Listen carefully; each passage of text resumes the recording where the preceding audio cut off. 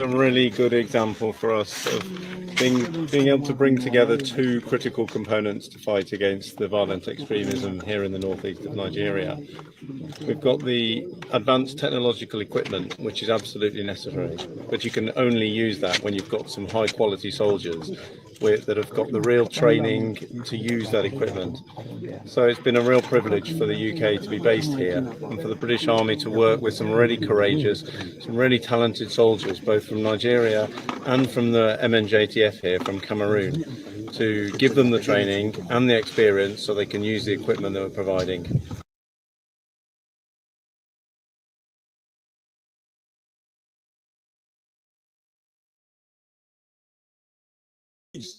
The idea of privatizing electricity. My main argument then was that the beauty of capitalism and of private ownership is that in seeking to make profit, they will render a service. But the danger of public ownership is that whether they render a service or not, they draw on the taxpayer treasury in the name of correcting what is there.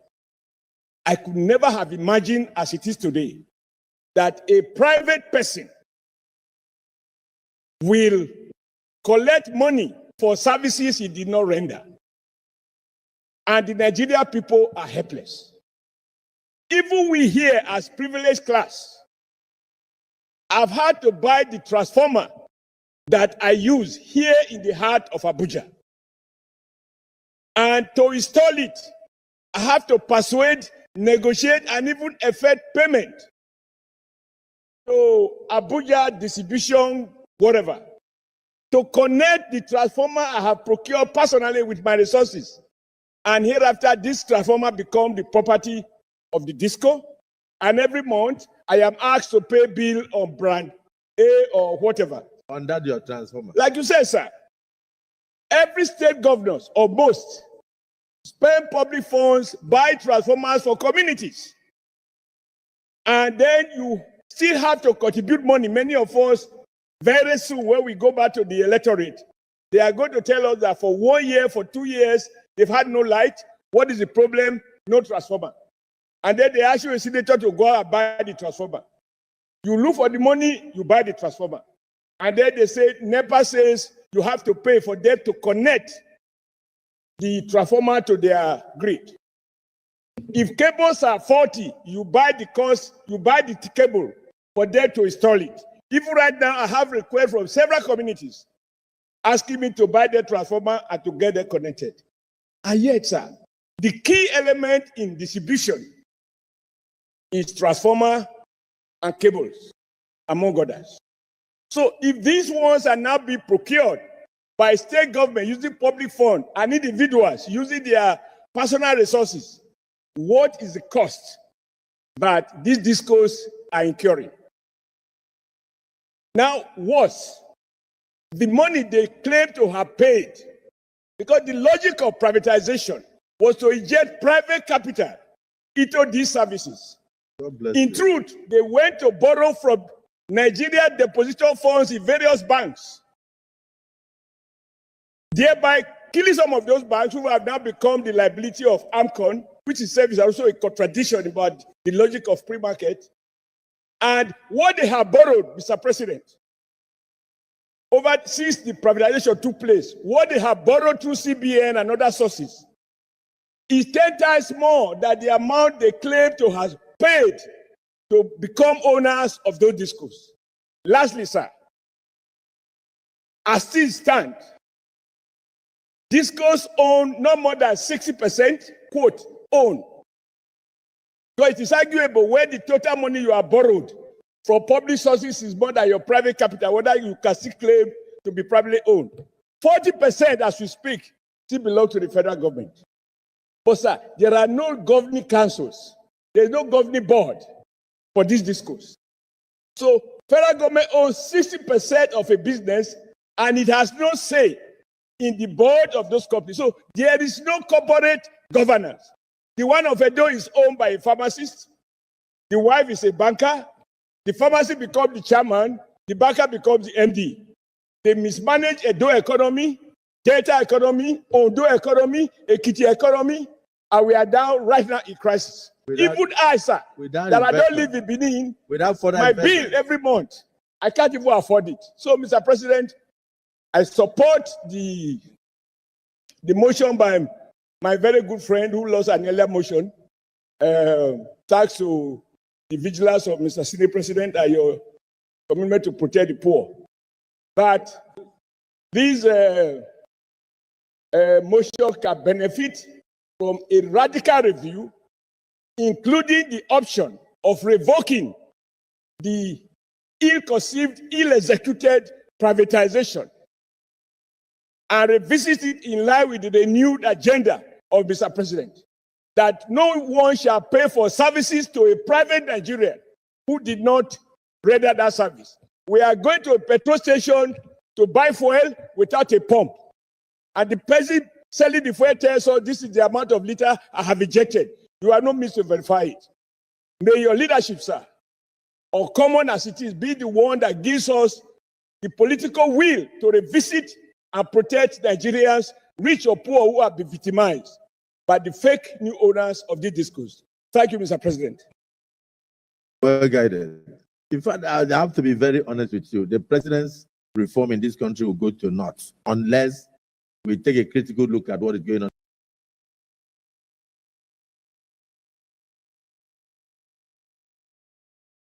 Who is sleeping that you arouse? You don't awaken the man pretending to be asleep. Am I the one who has to tell these religious traders that the country is collapsing around their ears and they should tell their congregation? They could march on the street and be praying nonsensical prayers, but they cannot speak in support of the right of citizens to protest. Am I the one who will tell them that? Am I the one who will tell the imams who went to Aso Rock and the lesser imams were given, the lesser clerics were given $10,000 and the bigger ones were given 20? Am I the one who will tell them to stop lying to the victims of their excesses? If I'm working to awaken the people to find common purposes and those who are called in the name of God are busy profiting from the misery of the people and being paid off to be silent to the point where clerics have become distribution point for palliatives, so I cannot waste my life. In actual fact, I think about 4 or 5 years ago, I wrote a piece, I do not write for you. What was I saying? I'm not speaking or writing.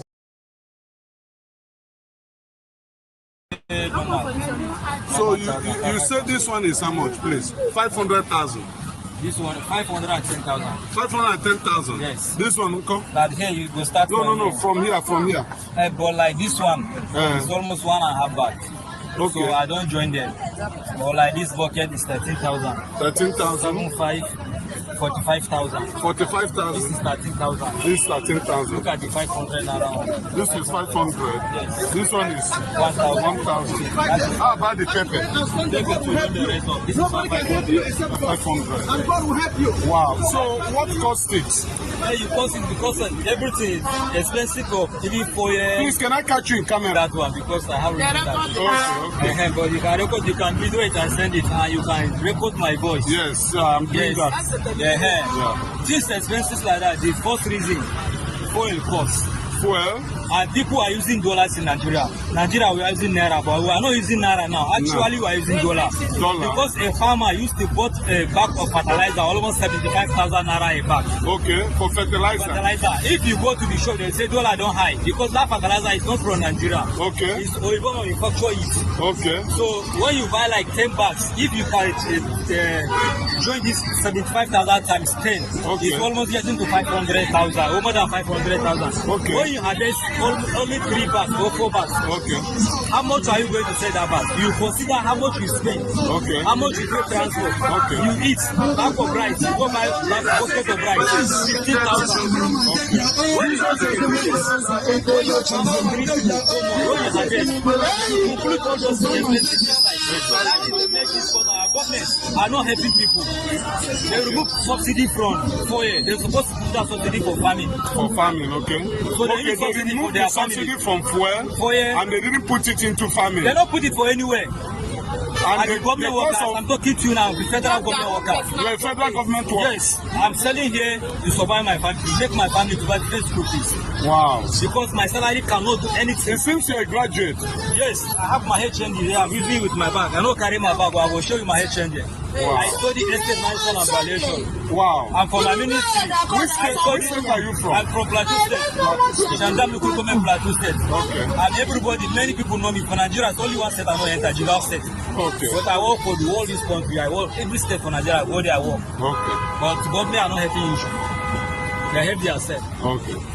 The subsidy that they remove from the fuel, they're supposed to put it somewhere. Health, and the farm, and agriculture, others ministry.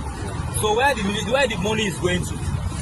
People as this Irish, even for just you buy this Irish for just 10,000 or 11,000. Yeah. The back of Irish in is almost 300,000. Now, presently. And before it was how much? So in fact, 28,000. 28,000. Yes. Before. Yes. Now. Then the bag of onion, how much was it before? In fact, 12,000. 12,000. Yes. But now a bag is how much? Before Tinubu enter, we buy. I bought onions, put it for here, 11,000 back. 11,000. Yes. But now it's how much? Now it's almost, in fact, 400,000. When you bought it by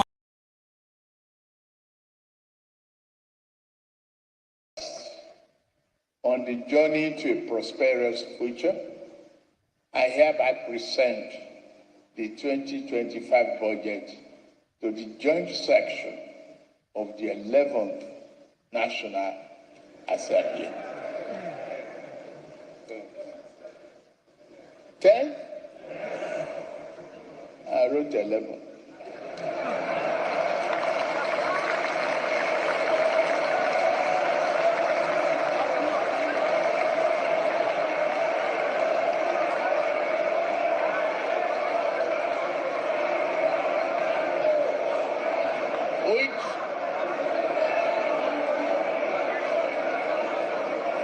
Which means you are all re-elected.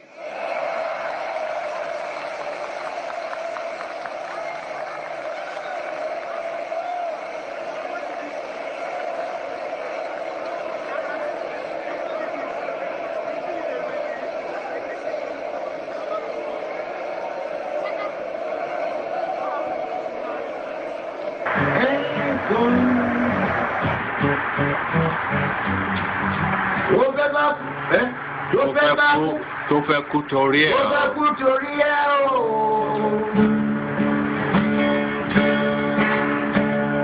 Ọwọ́ ẹni ló ti ṣàánú kọ́. Ayé la bá, ayé la fi sílẹ̀ sí.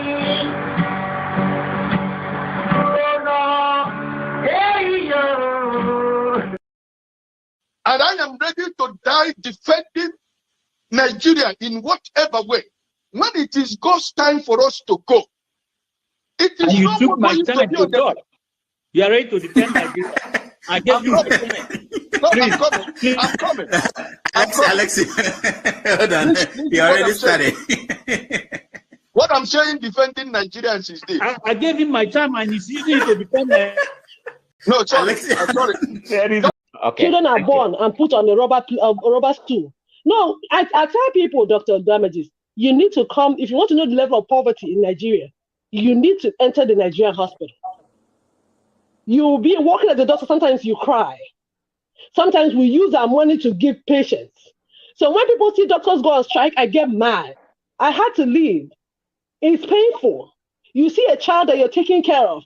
After a few days, the child is getting retrogressing. The child is getting worse by the day because the drug you recommended, you prescribe for the child, they cannot take the child's prescription to the pharmacy. There is no money. They don't have money in their account. The little baby that is so fragile, you manage to take their blood sample. They cannot process the blood sample because the person at the lab said no, they don't have the money in their account. They will take my salary if I process this sample. So you watch the innocent baby go retrogress. What do? You take our money from your pocket and give that parent, madam, please go and put in this account. Let me see this child get better. And we're here defending thieves because they give you $5,000, $1,000.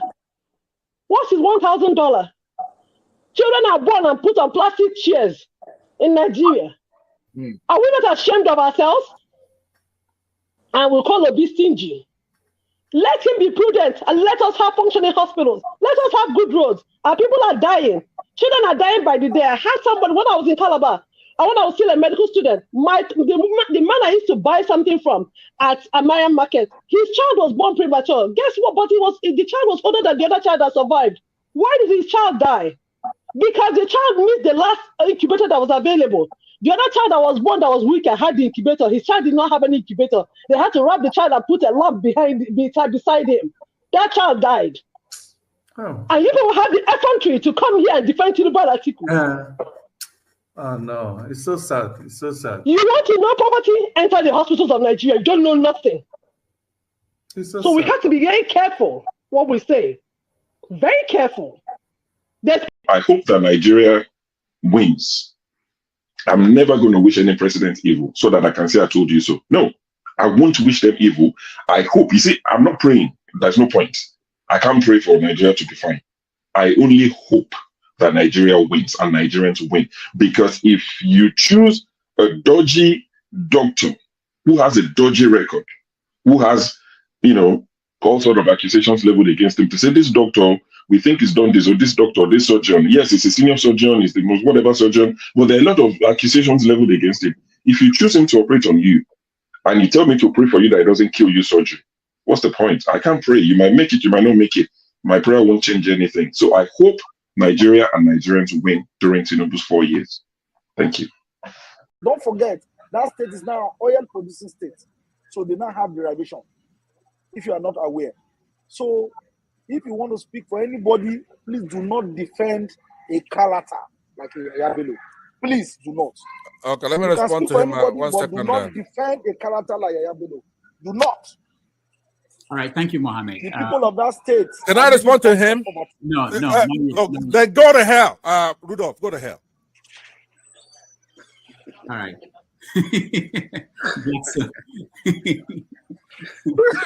Rudolph, I've never seen this part of him before. My God. Tinubu is a criminal, yes, of course, a categorical grade 1 criminal. The only person more criminal than Tinubu in Nigeria is probably Babangida. But he's a criminal, and is he fit for purpose? Absolutely not. Should Tinubu be the president of Nigeria? Categorical no. Is there a better option than him? That is subjective. So show me who he is.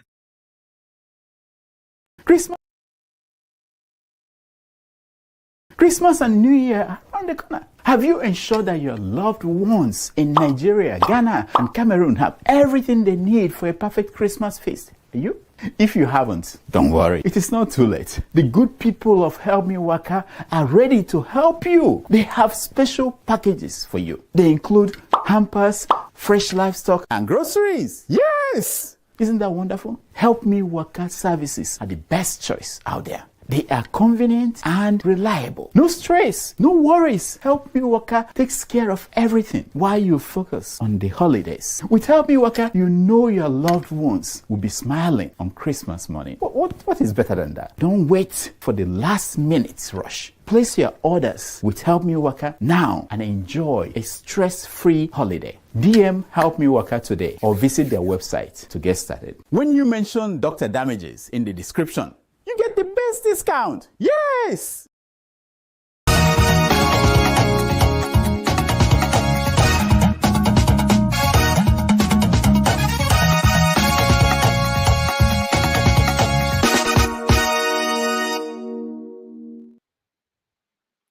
All right, welcome to the show. My name is Rudolph Okonkwo. Thank you for joining us. It's Saturday, December the 21st, 2024. We're here live from New York City.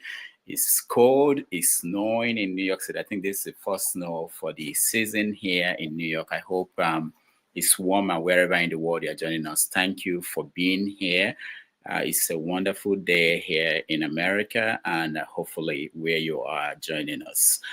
We have a lot of issues in the news as always, and we're going to touch on as many as we can.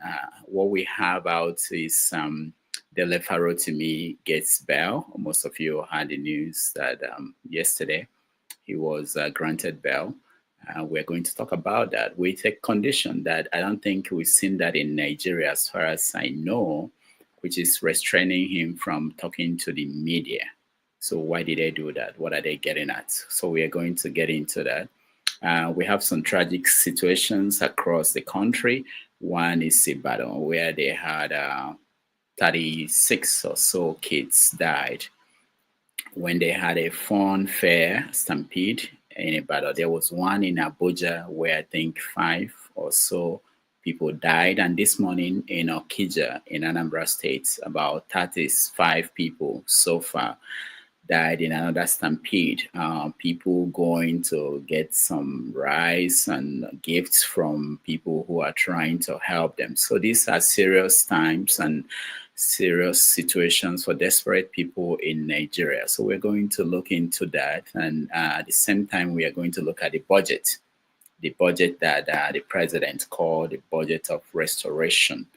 And he said in the budget speech that the era or the time for lamentation is over. But days after, we saw people lamenting from east to west to south to north, everywhere in the country. So we're going to talk about that and put them all in perspective. In America, we had a mild drama that will have led to government shutdown yesterday, because the new president of the country, not the incoming one, which is Trump, the new one, which is called President Elon Musk, decided that there are ways that he wanted things to be done.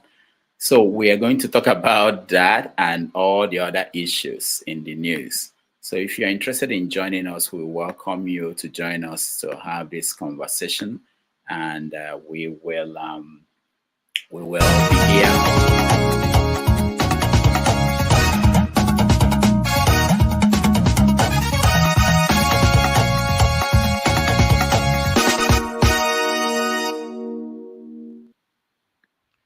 All right, so we have our man, the executive producer. Let me just, we have big announcement to make, but not today, not today. After Christmas, you know, we have Show. Show is joining us. Show, welcome to the show.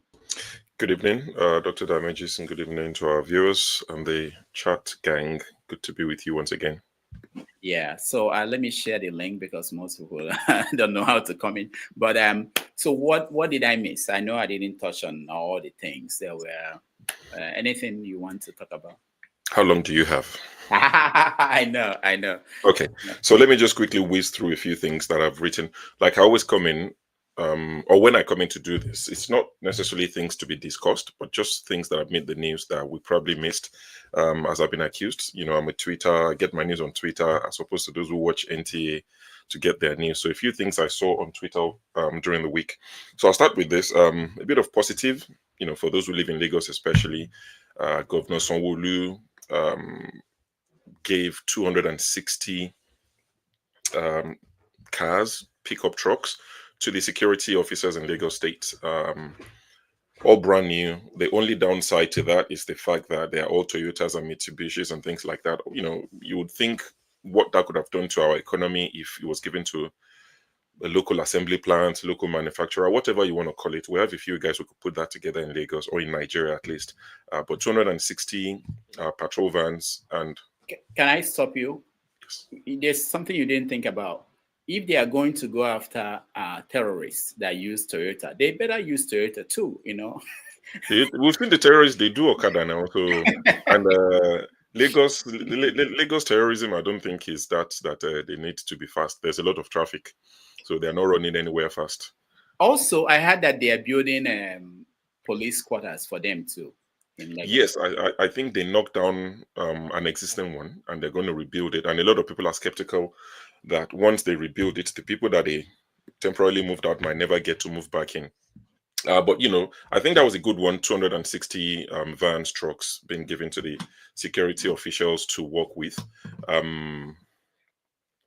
And the IGP of Nigeria, the IG was there to receive those cars on behalf of the police. And he said something that's triggered a small conversation online where he said that the last successful bank robbery in Lagos was in 2007. And a lot of people said that's down to traffic. You are not going anywhere. But, that's the positive. So now that that's out of the way, now let's go to and the president must know that I'm not listening to him, because he said at the National Assembly that no more lamentation. But I can't help myself, so let me go through them. A lady, her name is, I want to get the name correctly, because I think it's only fair that we get the name correctly. So I've got the name here somewhere. Her name is Olamide Abiodun Thomas. She is alleged to have cursed President Tinubu's son, Sheyi Tinubu, I think around, I'm not sure when exactly, sometime in 2024, so sometime this year, she cursed him, and she must have said as part of what she said in an online video that I've not seen, that he's going to DIE this year. So she was whisked away from Lagos to Abuja. So she's facing trial right now. She's been remanded in custody. So just to put that out there, that things like that exist in Nigeria. It's not just Dele Farotimi going through stuff like that. So someone says something online. Yes, we don't encourage, we say it on this platform, we don't encourage people wishing people bad. Even we said you shouldn't curse people, even if it sounds like a prayer, and it became a big deal. Some panelists weren't happy about that. But we made our stance, we don't stand for things like that.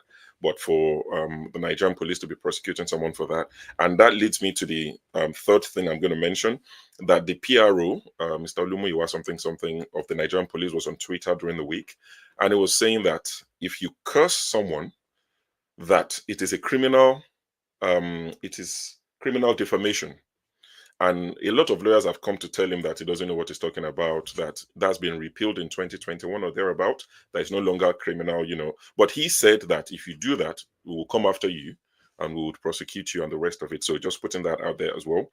That's what the Nigerian police are saying as of now, because he hasn't deleted the tweet. So it still stands. So it's just for people to know, especially if you live in Nigeria, what to say, what not to say, when to say things. And I'm not trying to socially engineer people, whatever we've been accused of doing. It's not social engineering, because if they catch you, the people that are pushing you, they won't come out. So be careful, know when to speak, know where to speak, be guided. The fourth thing I'm going to mention is there's a Christian lady. She's been called a Christian lady by so many outlets. It's almost like that's her name. But I think her name is Rhoda Jatau from Bauchi State.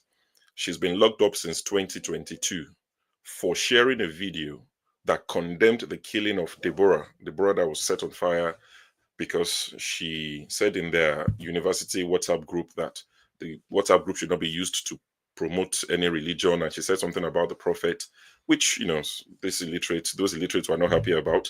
And they chased her, hunted her down, set her on fire. So this Rhoda Jatau lady shared a video that condemned the, horrific killing of Deborah. She was accosted since 2022. She's been in jail since then. Her house was burnt, allegedly, according to many reports. Few houses, in her village was also burnt. So they paid the price for what their neighbor did. Only on the 10th of December this year, she was acquitted. So she's finally free. A lot of international organizations got involved. So, that sheds light on the sort of society we live in Nigeria. If it's a secular society, how can you go after someone and said she was locked up for 2 years? She's a mother of 5. To lock her up because she shared a video that condemned the killing of another Nigerian who said something about an Arab. Like, where's your thinking cap? So that happened. I'm really happy for Rhoda Jatau that she's finally free. Her whereabouts has not been disclosed because the people we deal with, they will still go after her. They won't rest until they spill, blood. So that's that. Another thing is the Naira scarcity in Nigeria now. We're beginning to see Naira scarcity because our government are just inept in many ways. You want to digitalize, you want to, go cashless. You don't do it around Christmas. I agree that it has to be done, but you don't do it during Christmas, and you don't do it when our infrastructure is not, solid enough. It's not robust enough to be a cashless society. Most times you want to make payments, and they're telling you there's no network. Go out, you'll be raising your phone, trying to make payment. if you're trying to do cashless. So they're saying now that the POS guys, the point of sale guys, those guys who have like a card reader everywhere across Nigeria, that the maximum they can withdraw a day is 1.2 million naira. So as a business, I have a POS business. The maximum I can withdraw is 1.2 million naira. And Rudolph, my customer, you come to me to withdraw money because I'm next door on your street. The maximum I can give you in a day is 100,000 naira. That is a welcome development. Because two reasons people have given for that is because the broader thing is to go cashless eventually. But one reason is because a lot of these kidnappers, when they catch their victims, they tell them to send money to a POS operator. Could be 2 million, 3 million, because there are baby kidnappers who just want 500K, 1 million. So they transfer the money to the POS operator, the victim's family, then the kidnappers go and cash it out. So they want to curb that. So that's good. And also with the POS operators, you would go to 9 out of 10 cash machines in Nigeria, or 8. There'll be no cash because the POS guys, they get all of the money. Of course, they are doing it in collaboration with all these bank operators. Because for every 5,000 naira, I checked with my mom just today. I said, in Ibadan, how much do you pay to withdraw money from a POS operator? And she said it used to be 100 naira for 5,000. But now it's 200, 250, depends on where you go. Some places in Port Harcourt, I had is about 300 naira for every 5,000. How do you pay naira to get naira? When there's no issue, there's no scarcity, there's nothing. It's just that if you go to the cash point at the banks, there's no money. So it's a good thing that they are doing it, but the timing, it's a few days to Christmas and we're not fully cashless. So people are struggling. I mean, if you're saying the maximum anybody can withdraw in a day is 100K, one local turkey that is alive, turkey that is flying up and down that you kill, it ranges from about 80K to 120, 130,000. So if you buy the turkey with cash, how do you buy the rest of the things? A bag of rice is how much? So to limit it to 100K, I don't know. I just think, like I said, the timing is really bad. They could have done it at a better time. People will complain, but the first thing they want to do is to make sure that we have the infrastructure so that people can do transfers. Internet is not bad. All this bank. I mean, I want to transfer money from my Access Bank. Yes, on Tuesday. It took me about 2 hours. So what my nephew told me is that just go to bed, try around 3, 4 a.m. when Nigeria is still asleep. Maybe you would get through. And that's what happened. So, you can't just say people should go cashless when you don't have a reliable alternative for them. Moving on quickly. So this one, I will say it in Pidgin. I'll try, my best Pidgin. Edo State. If I see Henry come here and be telling us I'm a pure Bini blood, nobody can do us this, nobody can do this. So, an investor went to Edo State the other day in the name of MC Oluomo. He visited the governor of Edo State. And let me share a video, if you will, Dr. Damages. Go ahead. So that people won't say it didn't happen. There's a bit of old school Yoruba music, but it's fine.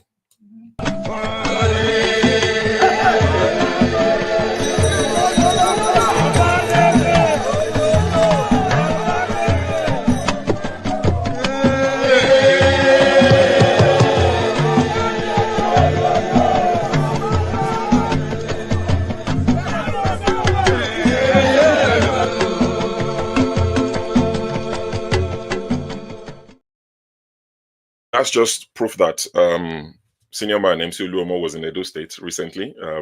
And shortly after that, this happened.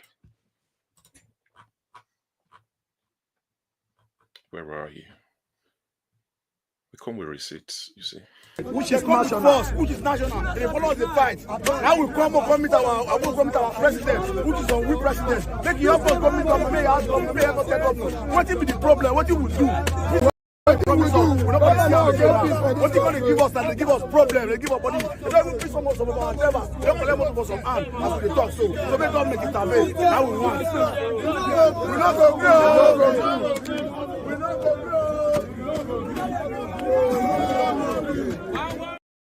Okay, I'm not going to bore you with the whole video, but what transpired is that, according to reports and what this guy said, that guy in yellow top, he said he used to pay 100 naira every day to the tax collectors, but all of a sudden they are being asked to pay 1,500 naira every day. A day? So yes, 1,500. And what I now found out from other sources is that they used to pay 1,000 before or thereabout. Then when Governor Baseki came and there was issues and the rest of it, he tried to stop it completely. but he couldn't stop it because they always need these guys from time to time. So they said they should be paying 100 naira, and I think they suspended NURTW in the state. So they formed something else called drivers on wheels or something like that. So they told them to be paying 100 naira per day. But since Obaseki is gone, Pakumisa is there now. MC Olomo visited, who is the national chairman, is now in Abuja, is the overall chairman.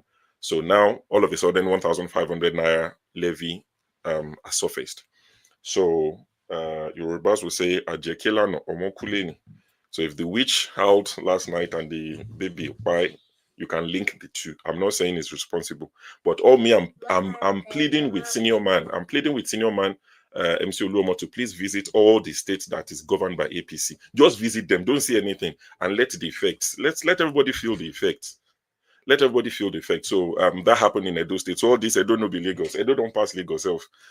So this one way go come. We elected an illiterate. It's one of us. Don't come and tell us how to do it. At least we can see some of the benefit. So Henry, I'm a pure Benin blood. Nobody can tell us what to do. My brother, they've told you, and nothing's going to happen. You will live with it. So nothing they shake. And also, I saw something on the Punch newspaper. Nobody me talk this one on a Punch talk before they will come to find me. That it be like say it don't rain for Port Harcourt. The makeup don't wash. When it rains, makeup, it will wash away. The Punch newspaper are saying that after a month, it looks like the Port Harcourt refinery is no longer working. It looks like it's been shut down. No operation. That was reported yesterday.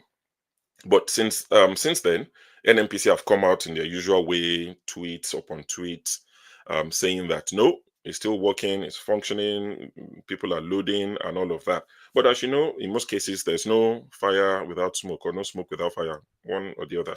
You get the drift. So NNPC, refinery in Port Harcourt, those who are interested to keep a keen eye on it and see what happens over the next few weeks. I think those are the things I thought, I'll just highlight, like I said, not worth discussing or anything like that, but just to give you like a weekly news update. Yeah, they are worth discussing, but you have 3 hours. I know we don't have the time. Yeah, we don't have the time, but they are wonderful. Thank you so much on these subjects. But where are we with Farotimi? The last I heard is it's been granted bail. Been granted is bail. He out? I don't think so. Not that I'm aware of. Granted bail, 30 million naira, to give them his passport at the magistrate court, to also give them the same passport at the high court in the same Ekiti. So I don't know how many passports he has, but they granted him bail on the 9th. So they wanted his passport. They granted him bail again yesterday. They want his passport. So 2 different courts want his passport. And I read, not officially, but I read that Peter B is willing to be one of his shorties, or the only shorty. I'm not sure how many he needs.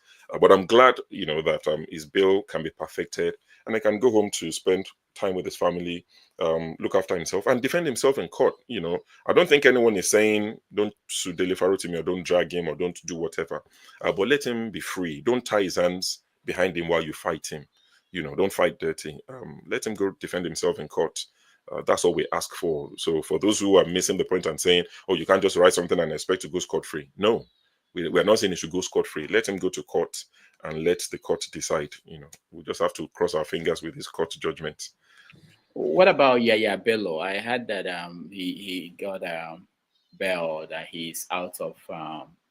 I had as well. I've stopped following Yaya Bello's story because I lost interest in it. No, but he came out on clutches. That's news. Yeah, it's not the first one. I mean, Dido Milaye said he was on a tree for how many hours? For Fayoshe, he was in severe pain. But what does that say? That after what do they think? That our people are so dumb that we will see him come out just, I don't get it. No, I think what happened to them is when they're in power, there's this sense of invisibility that they have. And they always think it would go on forever. They always think, we would always win. Because especially in Nigeria, in Africa in general, when you're in power, the chances of you losing an election are slim. So they never think they would lose. So they do all these things that they do, and all of a sudden they get the result, and it's a shocker. And they're thinking, how do I get out of this? And they start to do all these theatrics and drama. I mean, look at the one, Professor Pondé, the NDDC guy. He collapsed during the hearing. Has anyone heard from him since then? No, it's just disappeared. Well, what happened to the case?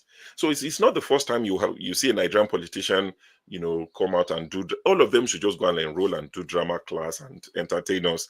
I think they're better entertainers than leaders. They have nothing to offer, unfortunately. They have nothing to offer, and I think we need to deodorize the political scene. It's never going to be perfect. We know that politics is not run by pious people or popes or whatever. Even the popes, if you're getting on, but that's not why we're here. But we need to deodorize it a bit and demystify it so that people who actually have genuine interest for their constituents would be interested in politics. Because I think a lot of people are scared. They are worried. I mean, imagine if you told your wife you want to go and do politics in Nigeria. She'll just tell you what's come over you.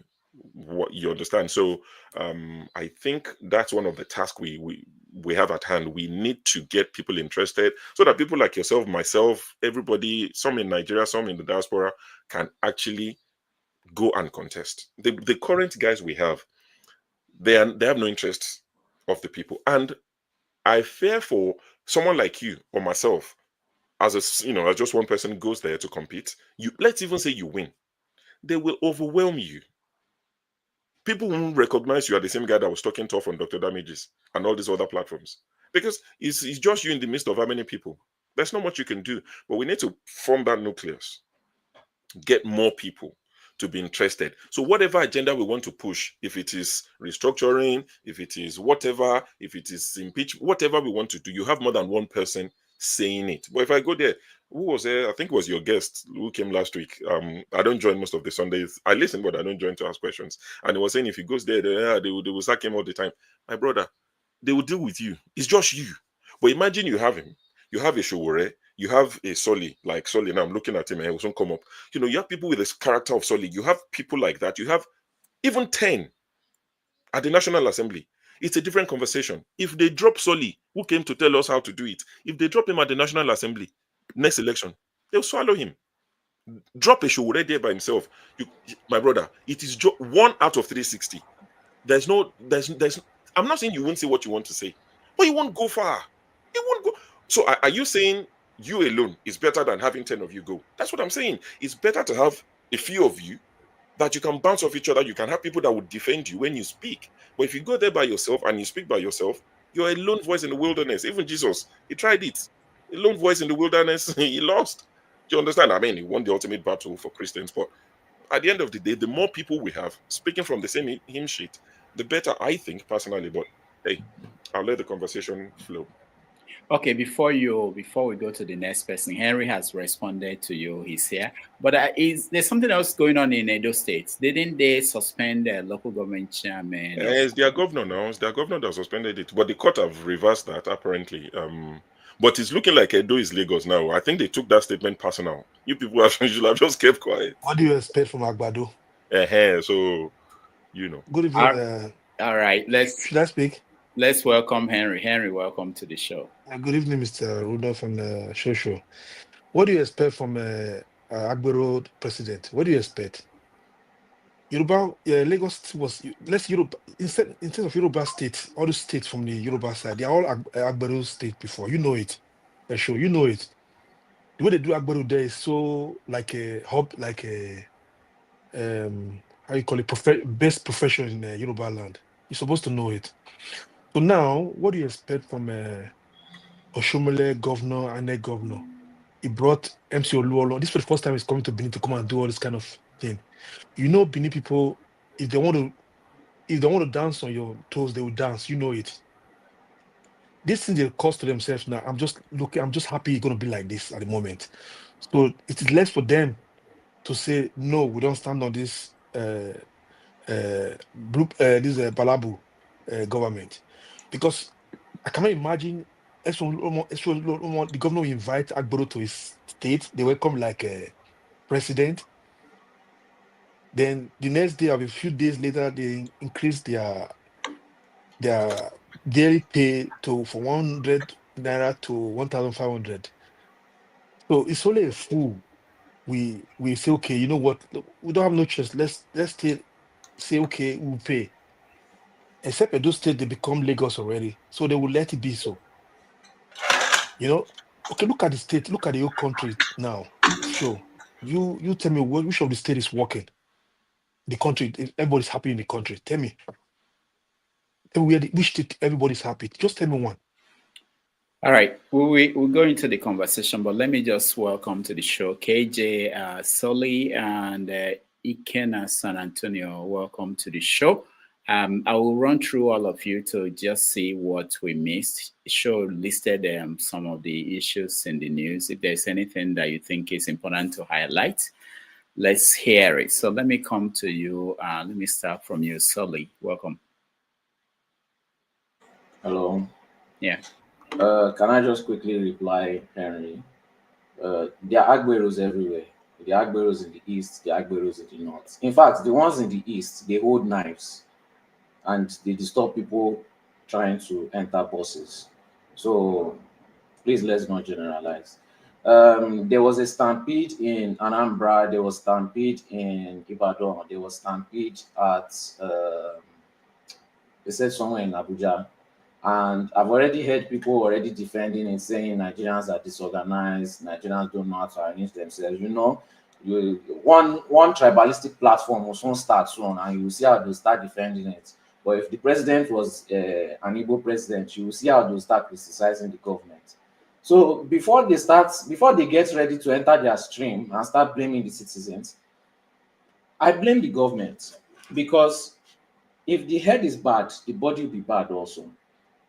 This thing is still going to happen next year, and it's still going to happen the year after that. It is the government's job to implement policies so that these events will not be allowed to start in the first place. In the UK, and these people, most of them live in the UK, so I don't understand where they used to intentionally lose their memory or become, in the UK, if you want to have an event, you get permits, you ask for permission, you do so many things before you even get to the point where you are even doing giveaway in the first place. If the government puts down policies in the first place, this kind of events will not happen. That is so disorganized. There's no security, there's no orderliness, they have no way to plan it. They just open, you see somebody just set up tent on the street and say they are doing party. If the government sits down for one day, it doesn't even have to be 1 week, it doesn't have to be just one day, implement policy on setting up events, this thing will change. People will not be able to set up before they even get to the point of saying they want to distribute, they want to get, you can't. It's just simple policies. It won't cost you 1 naira. It won't cost you 1 naira to implement it. So that's just one of the topics I wanted to add, because I know that this is just a quick run-through session. All right, thank you. Thank you so much. Let's hear from KJ. Okay, thank you, sir. I think both you yourself and my good friend Sho have covered all I think is important. That's it. I'm not thinking, I don't have anything now to add. Maybe when we go on, we will eventually be able to pick up other stuff. Thank you, sir. So, Ikena San Antonio, welcome to the show. Thank you, Dr. Damages. Happy Merry Christmas and Happy New Year in advance. I guess, I think soon you will be my in-law, but we're still thinking. Oh, you are coming to marry from New York? Where are we going to Nobi soon? Oh, wow. That's serious business. My brother just found the one in Nobi, so we go and pluck. Wow. I'll have to tell them to increase the bride price. And all that. I need to investigate the family. If you increase the dowry, when we finish burning Pekin, we go feather seed back to you guys with no return envelope. Wow, congrats. That's yeah. Good. The only thing, I don't know if you allude on it, the stampede that just happened in Anambra State in Okija. It's unfortunate that this is what we are hearing this time of the season, even though people will, because of how the things our people believe, they will say, oh, They have used them to do ritual and all that. Unfortunately, that is what will be the outcome. People will start saying, is it only him that makes money? His good deed just turned to be bad deed. I have a big event that I'm hosting, and now it's giving me a pause. And I don't know if I want an ambulance. I don't even know who to talk to. I don't even know who to get involved with to do that. And that is what I will discuss with my family in a minute, because we have a big medical outreach. But unfortunately, Nigeria have failed our people. Because if Nigeria was good, we wouldn't be having all this stampede. Uh, at least, yeah, if you want to do something in abroad, you will get an ordinance and uh, capacity of the place you're gonna do that and do things. But I guess that is the only thing I want to say. I don't know if he allude on that, and wait for what the topics are. So thank you. All right, thank you. I think. Oh, go ahead, Ash. Just quickly, I mean, to support what Soli said regarding the government being, responsible for the loss of lives in Anambra, Ibadan, and Abuja. I'm sure some of you have seen the video of people trying to board airpiece. I mean, it looked like people were fighting to enter Mulwe, and it's a matter of time before you have another, stampede. For those who have not seen it, I have the video somewhere.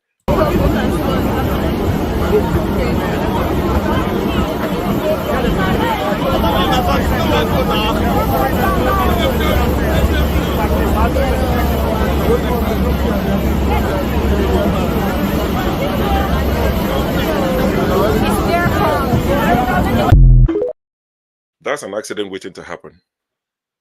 And when we say government are the regulators. We're not saying they should go there and stand there, but you are the regulators. There should be consequences. When it happens, like Soli said, not even next year, it would happen again this year, because somebody somewhere out of goodwill will say, let me give people food.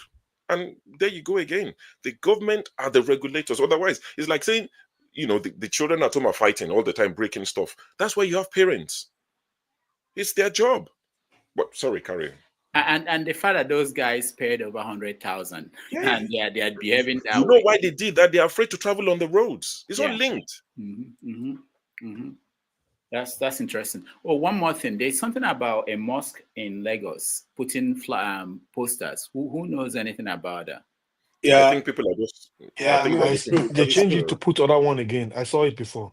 I think they're looking to start a religious war. You see. These are the Muslims. Did you say, Dr. Damaging, did you say 100,000 for flights? Yeah. More information. No, I paid 303,000 from Lagos to East, from Lagos to Asaba. This Christmas. One way flight. And the economy. So please, 100,000 times don't pass since. Okay, thank you. Okay, the mosque in Lagos displayed a banner that Jesus is not God. Very big banner right at their gates, and that sparked us some discussion and all that. So the question we asked is, what is your business with whether Jesus is God or not? I think you should be more concerned with Muhammad and the rest. But you see, if a Christian body had written that and put, Muhammad is not, a prophet, by now Nigeria will be burning. So you can see to the extent that people want to provoke other people. KJ, in the real fact, Muhammad is not a prophet. It's not.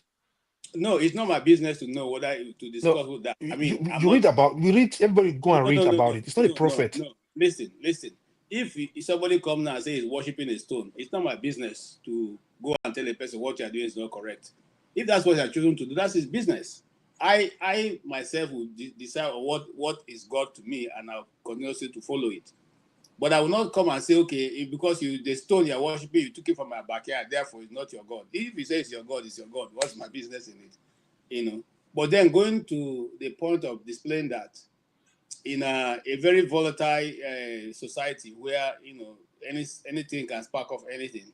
Supposing a young man, vibrant like myself, decided to do the opposite and put the same thing in a mosque, by today now, Lagos will be something else, and they probably from there go to other places. So people should be more careful. Remember that it's in this same country that a president sanctioned the killing of a lady by saying, why should she have made that such provocative statement? It's in this same country. The president, I'm not saying a non-entity in the street. So I don't know why, why they do that. Anyway, that's it. It's real, Mr. Rudolph. All right, thank you. They've Before removed the banner, by the way. They removed it. Yeah, I know. I saw that it was removed, but the idea that it was put in there tells you something about how some people look at this religion and the need to get other people upset. But anyway, I just want to say before we start the conversation, let me show that tomorrow on 90 Minutes Africa, we have Malcolm Fabi joining us. Most of you have seen him on this show. He's going to help us discuss what a group of people have come together to do, to think beyond Dele Farotimi. We've mentioned that there are other people who are going through similar legal challenges across Nigeria, including reporters and activists and bloggers. We need to get to the bottom of having a system in place that will help to support people who maybe they express the opinion they are being harassed and being locked up by people who are powerful. In some cases, in a way that is not really the way it should be. So he will join us tomorrow at 12:30 p.m. New York time, 6:30 p.m. Nigeria, for that conversation. So if you can join us, that would be wonderful. And we were hoping that when we scheduled him, we were hoping that we're going to get Dele, by then that Dele might have been out and he might come and say hello. But now that there is media restriction, that wouldn't happen anyway, even if he's out. But that's for tomorrow. Also, just before we start, I want to wish everybody, because this is our last show before Christmas, Merry Christmas to all of you, those who are celebrating. Happy Hanukkah, Happy Kwanzaa. Whatever you are celebrating, in America, we have to take care of everybody. So let's start the first conversation, which is this stampede, this idea of people being desperate for food to the point that they will go anywhere, step on other people, just to find something to eat. Let me start with you, sure. Ibadan was the first instance, and then now we have it in Abuja, in Anambra, and other places. Yes. First of all, I'd like to say condolences to the families of those who have lost their children, loved ones. Praying for strength for them, because it must be a really dark period. Some people would have lost 2 children, not just one. One is bad enough. Some people have lost 2. Some people, entire generation wiped out in that incident in Ibadan, and the one in Abuja and Anambra as well. I think it underlines a bigger issue. Of course, people would say if you offer free food in the UK, people will go and queue. There's food bank and there's this and that. Yes, people would go because there's poverty everywhere, but there are degrees to the level of poverty. Nigerians are so, depraved that if you tell them that you're giving out 500 naira to each person, you'll be surprised at the amount of people that will turn up. We've seen videos of people, adults, being chastised, caned in Lagos. I saw a video where they were sharing bread, maybe like a year ago, thereabout. They were sharing bread and people queued up and they were being beaten for not queuing properly. So this Ibadan stampede, from what I gathered, is that the former wife or the former queen of Ile-Ife, that's Queen Naomi. I don't know if she retains the title, but Naomi, she wanted to give stuff to people. She's no longer with the Oni of Ife, but I think she lives in Akure. But she wanted to do something for them in Ibadan. So they advertised it on a radio station. I can't remember. I think it's called Agidigbo Radio. I think they wanted, I don't know the exact amount. But when they realized that too many people turned up, the radio station allegedly started saying that people should stop going and the rest of it. I was told that there were over 10,000 people that turned up. And I'm not sure that event was meant to be for more than maybe 500, maybe 1,000, 2,000 at most. So these things are avoidable. Anywhere in this part of the world, they have, you know, they have a maximum as to how many people you can admit into a hall. The hall might be able to seat 20,000 people, but they always leave room for if there's chaos and people need to run around. So they don't, they don't exhaust the capacity. But in Nigeria, where anything goes, yes, it's easy to blame the people, but I keep saying the regulators, that is why we have it. Otherwise, what is the point of having a government if they cannot regulate?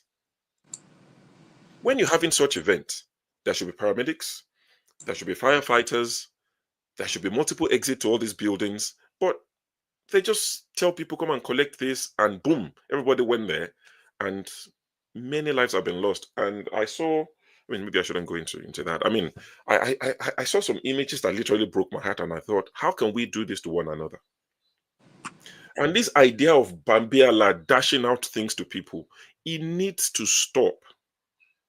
When I was growing up in the same Ibadan, I cannot remember that things like this were happening. That somebody would just say from where, and I'm not blaming those who are trying to help, but the situation of Nigerians wasn't so dire that somebody would just wake up and say, come and collect rice. What is the obsession with rice in Nigeria? The government is giving out rice. The people are copying the idea of giving out rice. If you want to give people stuff, pay for their education so that they can feed the ones after them. Stop giving them rice. The queen should give scholarship. If they don't eat on Christmas, they will be fine. What is the point of eating on Christmas and on Boxing Day you're hungry? Give them scholarships, train them, adopt 10, send them to school. This idea of just packing people and just dashing them something and recording it and posting it online, I am personally fed up of it. There are people that I help back home. I don't give them rice. I don't tell them to come and collect rice at our door. There are other ways of helping people. And some people might say, but that's what they want to do. But look at the consequences. The one in Ibadan happened, and some people jumped on it. I saw it on Twitter, and I thought, oh my God. People started saying, oh, look at the Yoruba people, hungry people, hungry people. Was the devil will have it, he struck in Abuja. And the next thing, in Anambra today, and they all went away quietly. For me, it doesn't matter where it's happened. They are Nigerians. They are human beings. But we keep doing this to one another and we celebrate it because it's their tribe, it's our tribe. They are hungry. So all of us are hungry now. People have been killed in every region, north, east, west. Then what now? But like Solly said, I hope it doesn't happen next year because this government will just fold their hands. The perpetrators are probably rich people who can afford to give people rice. They will probably pay their way and there'll be no consequences. There has to be consequences. Thank you, Sho. The point is that sometimes we also deceive ourselves that there are people who are not hungry in Nigeria. I think all parts of the country, they are feeling the impact of this the economy that we have. Anybody telling you that there is a part of the country that is not, that person is not telling you the truth. KJ. Thank you so much, Dr. Rudolph, and thank you everyone in the panel and the people on the the key parts. I would just like to say that I don't know. I sympathize with everyone who have lost a loved one. That's from a human point of view. But I don't know. Are you thinking it's not going to happen again? If you think so, you must be kidding. Because not too long ago, this has happened over time, and I don't want to go back into the history to tell you how many times that's happened, either in secondary schools or in primary school. But in Buhari's government, Buhari's government, under the minister called Abamaru, okay, Minister of Internal Affairs, under the Immigration Services, they were called to the Abuja Stadium for recruitment, and people lost their lives. Coppers, people who had just left school and all that, lost their life. Nobody was held responsible. They issue all kinds of stupid orders, and after those who lost people went to cry their bury their dead, and that's it. Abamoro, yeah, thank you for that. This thing, Abamoro. No, so now, so it's something that has happened and is happening, and it will keep happening because the government seem to play the ostrich. Now, in this instance, should we blame the people who have said to help and eventually turn out this way? Well, some blame will go to them, obviously, because as I speak to you now, even in my community, people are going to be giving, people are going to be doing handout to people. They, in fact, bring trailers of rice, but they've taken, and this has been happening over time. So what they do is they get a particular set of people who make sure that they take care of, they are divided into different groups, and so they don't have people converging in one place. Okay, that's one simple way of doing it. Since you don't have all the infrastructure that can maintain, a large number of people in a particular place, so you don't even gather them in a particular place. You divide them into different places, so that no one time will you get too much number of people in a particular place. And so you can do that. I'm suggesting that because that's the only way to deal with it. Because you're not going to have the infrastructures needed for such control. Or better still, you meet the churches, because I know that people like House in the Rock has a very solid protocol department. They can handle such large, without even having any problem at all. But in the case of not being able to get to those points, what you should do is common sense should prevail. You cannot say you want to do good and at the same time 35 people, for crying out loud, 35 lives in one location, not counting the Abuja or the one in Okija. So it's sad. And somebody said tomorrow you start saying that a juju. Why won't I think a juju? Because every time, why won't I think so? Why do you want me not to think so? It's happening, and you guys are not doing anything about it. And tomorrow you organize another one, and people die, and then Sarah, what will be will be. We clap our hands and say, well, Otito is finished, and that's it. We continue in the same thing. Yeah, but KJ, hold on, The juju that people are because I've had that people saying that even what happened at Okija. The juju that people are referring to is that the people trying to help to give this food and this money, that they are the ones using the dead people for juju, which is unbelievable that people are saying that in the 21st century.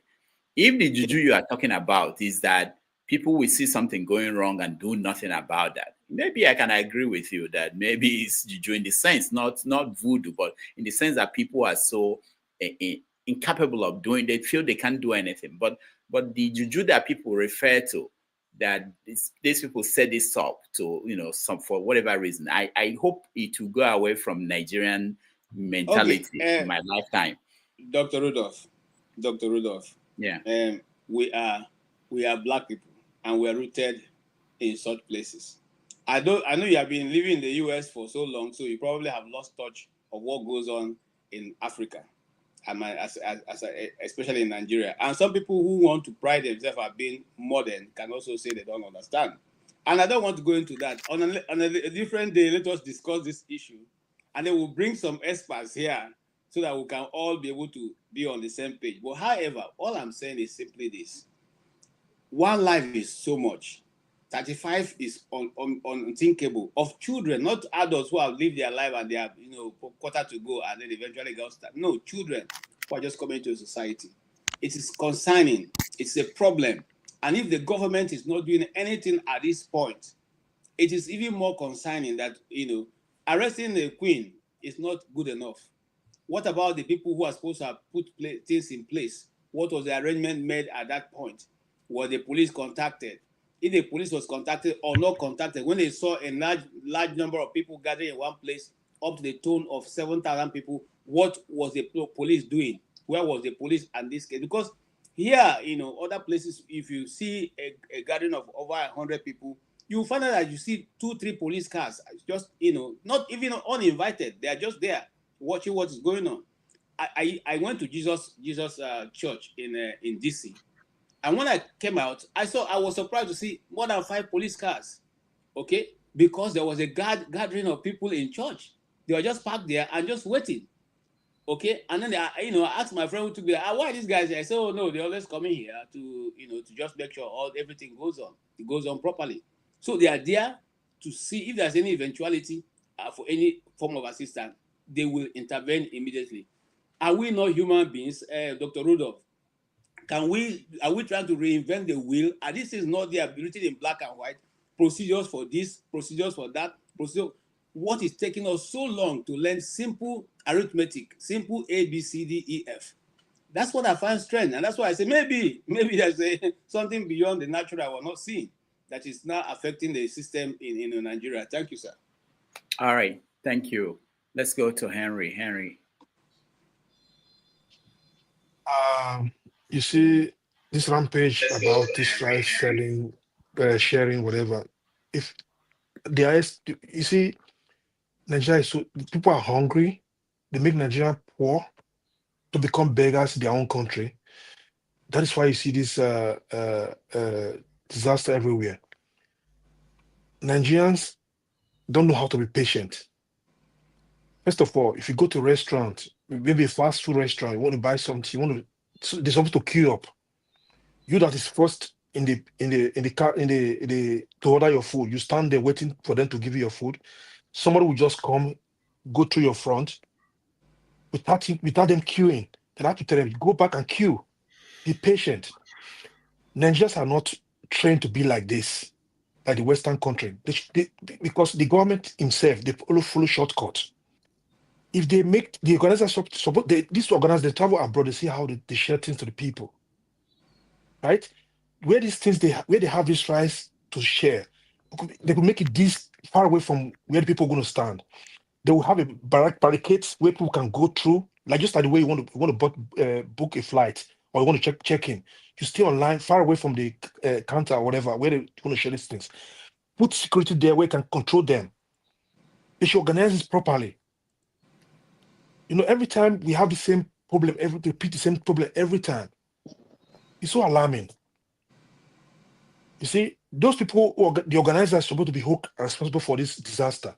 Forget about they want to help people. This is not the way to do it. They should do it right. You know, you see, if it's a country where we have hungry, people are hungry. 80% of Nigerians are hungry in that country. 80% are hungry. 20% are enjoying their life. 80% is poor. Poverty. You go to Nigeria and say you want to share 5,000 naira for everybody. You will see, or 500 naira. You see people will line up. Grown-up men will line up. People are hungry. Why? Every politicians, the elite politicians, they plan this for a very long time as a weapon to make Nigerians think of their stomach. They should not think beyond their stomach. Rudolph, I bet you, the situation that brings this rampage is hunger. The hunger is too large. It's too much in that country. It's too much. The so-called politicians, they know this. When somebody come and say it's ritual, maybe they use them for ritual or this. It's a bunch of. I don't want to use one word here. You know, they don't use. I don't believe. Listen, I'm a pure Benin local Benin man. There's something like you do ritual. Somebody do ritual. Do ritual will help you to become rich or whatever. It don't help. Why the so-called people who do ritual, they don't become billionaires? I have Ghana friends. He asked me, are we Nigerians are not stupid coming to Ghana to do medicine, but Ghana people, they cannot even, they know this is not working. It's no. Let's call a spade a spade. This problem is hunger. The hunger is too much in that country. They don't have Nigeria don't have social system. You know it. Like UK, so you live in UK. A lot of British don't like to work. They collect social benefits, you know now. Not they know to drink every weekend. Like Germans, some Germans don't want to work here. Government give them social, they pay for their house rent, their light bill, they get money to feed. Do Nigeria have anything from the government? No. If Nigerians are getting social system, this kind of rampage will not happen. Instead of them to bring this kind of, they should create social system where people who are not working, they have the data who are not working, they get money from the government every month. This kind of disaster will not occur. But the state governors, the local government, the president, they know all these things to do in that country. They don't want it. They want you people to be hungry, so that you will not think twice. You become a beggar in your own country. In any developed country, have you ever seen something like this? If anybody says something like this, they should come up and tell me. No. Hunger is the weapon for the Nigerian. They used to against the Nigerian people. It is time for Nigeria to stop. Say, you know what, I prefer to be hungry and fight against this this mess that's going on in that country. It's a weapon they use against the Nigerian people. We should stop. We should start to stay against these things. All right, thank you, Henry. Sully, you're next. Well, there are some things I haven't had the time to come online, so there are some things a lot of people got wrong, especially with this Dele Farotimi situation. You know, when I watch these platforms, I watch them religiously, obsessively, So when Nnamdi Kanu was doing his live stream, I used to watch his sessions, whether I did it in the night, whether I did it in the afternoon. I noticed that a lot of people don't know the real Nnamdi Kanu. They never watched his streams, so they defend him a lot. But I dare Radio Biafra to upload the last live streams on the last month of when Nnamdi Kanu was talking. That's what got him picked up in Kenya. As for Dele Farotimi, the book has been out for months. It has been out for months. He has been pushing it. Dele Farotimi is not the only one that wrote about Afe Babalola. Plenty of people have written about him. Plenty of people have complained about him. Plenty of people have tried to fight him in court in Ekiti. It's not brand new. Dele Farotimi was arrested because he called for a sit at home in the southwest. But the government used that defamation case. You don't agree with me? Oh no. Okay, you can go to his YouTube page, you can watch his live stream. The reason why he called for that press conference was that sit at home that he called for. I didn't really take it serious because I know my southwestern people, I didn't think they would do sit at home or anything, but he seemed serious about it and he called that press conference, and that's when they went to go and carry him. Rudolph, are we changing the topic now? This is part of the topic. No, we are not going to this topic yet. I thought we were going to this rampage. Henry, leave it to me. I know, but you're right. So we are talking about the stampede in Ibadan and Okija for now. So we go one topic after the other, not all the topics on the headline, the title of the show. Okay. Yeah. Sorry about that. As for the rampage, well, I've given my own opinion on it. I gave it very briefly. They need to be organized. The government needs to be involved. The government needs to set up policies. But I know they won't. If there was a smart politician, you would use this to his advantage and use it to ride on the wave. But as we can see, most politicians rig their way in. So they don't know when to be strategic. They don't know when to use things like this to their advantage. And they are just going to let it pass by. People are not strategic in that country. People don't know when to climb on a wave and use it against the government because they have no united agenda. Everybody is just there for themselves. And if you don't have a united agenda like APC, no matter how APC fights, they always come together for one goal. That is why you can never beat them. And I always try to tell people this thing. You will never be able to win any election. Anybody can win election in Nigeria. That's my own belief. Even a beggar. You just have to have a united agenda, just one agenda that all of you want. You guys don't need to know how you are going to get it. Everybody pulls in their own force, everybody pulls in their own strategy. This is going to come. You know how Nigeria is. By next week, everybody will forget about it and will be thinking about the next tragedy. So people lost their lives. It's normal. People have been losing their lives in the north, especially. We tend to ignore the north, but nobody's talking about it. So this will happen in the south. So everybody is screaming, yelling, and shouting. It's going to pass on and move on. I don't really have much to say about it. I know what is going to happen. So, all right, thank you. Ikena San Antonio, you're next. Dr. Damages, thank you for the opportunity. I think I disagree on two things. So Shaw said and KJ. The first thing is that talking about giving scholarship. People give scholarship.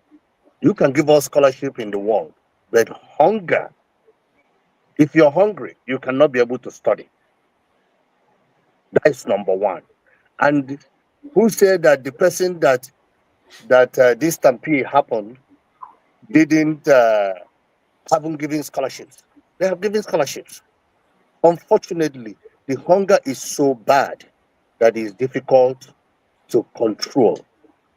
Anything you say that you're gonna do in the East right now, where I come from, people will be everywhere. You can't control it. But now, this is where we hold the government accountable for their behavior. The government have failed the people.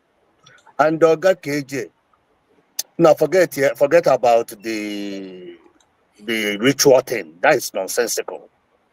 Scientifically, that is nonsensical. I'm sorry to say, I'm not disrespecting what you said. It's what we believe in the olden days. Man, there is nothing like I sell your organ, so let's not talk about that part. But unfortunately, the laws and the people that are running Nigerian society have failed Nigeria completely. And that's what I have. Feliz Navidad for everybody. Merry Christmas and Happy New Year in advance. Dr. Damages, continue your work. We'll see you in January, man. All right, thank you. It's gone. I was going to see on Iroko Post TV, but it's gone. Yeah, he's gone, I think. Thank you. Mr. James. Yes, please, can you hear me? Yes. Good. I want to look at this problem from a slightly different point of view. The fact that most of us do not believe in African traditional religions does not mean that the religion is non-existent. I remember when I was a little boy. Hello? You wanted to say something? I didn't want to stop you. Go ahead. I wanted to say that whether using people for ritual is now African religion. Whether it's African, is that the new African religion or the old one? No. The issue is this. The fact that I believe something does not mean that it is true or false. For example, people believe that Jesus is coming back again. If it is true or false, that is a different matter. When I was a little boy, I remember my father was into this African traditional religion, which people call Juju or whatever they call it. I did not agree with him on these things, so I wasn't getting along with him as far as religion was concerned, because we have a very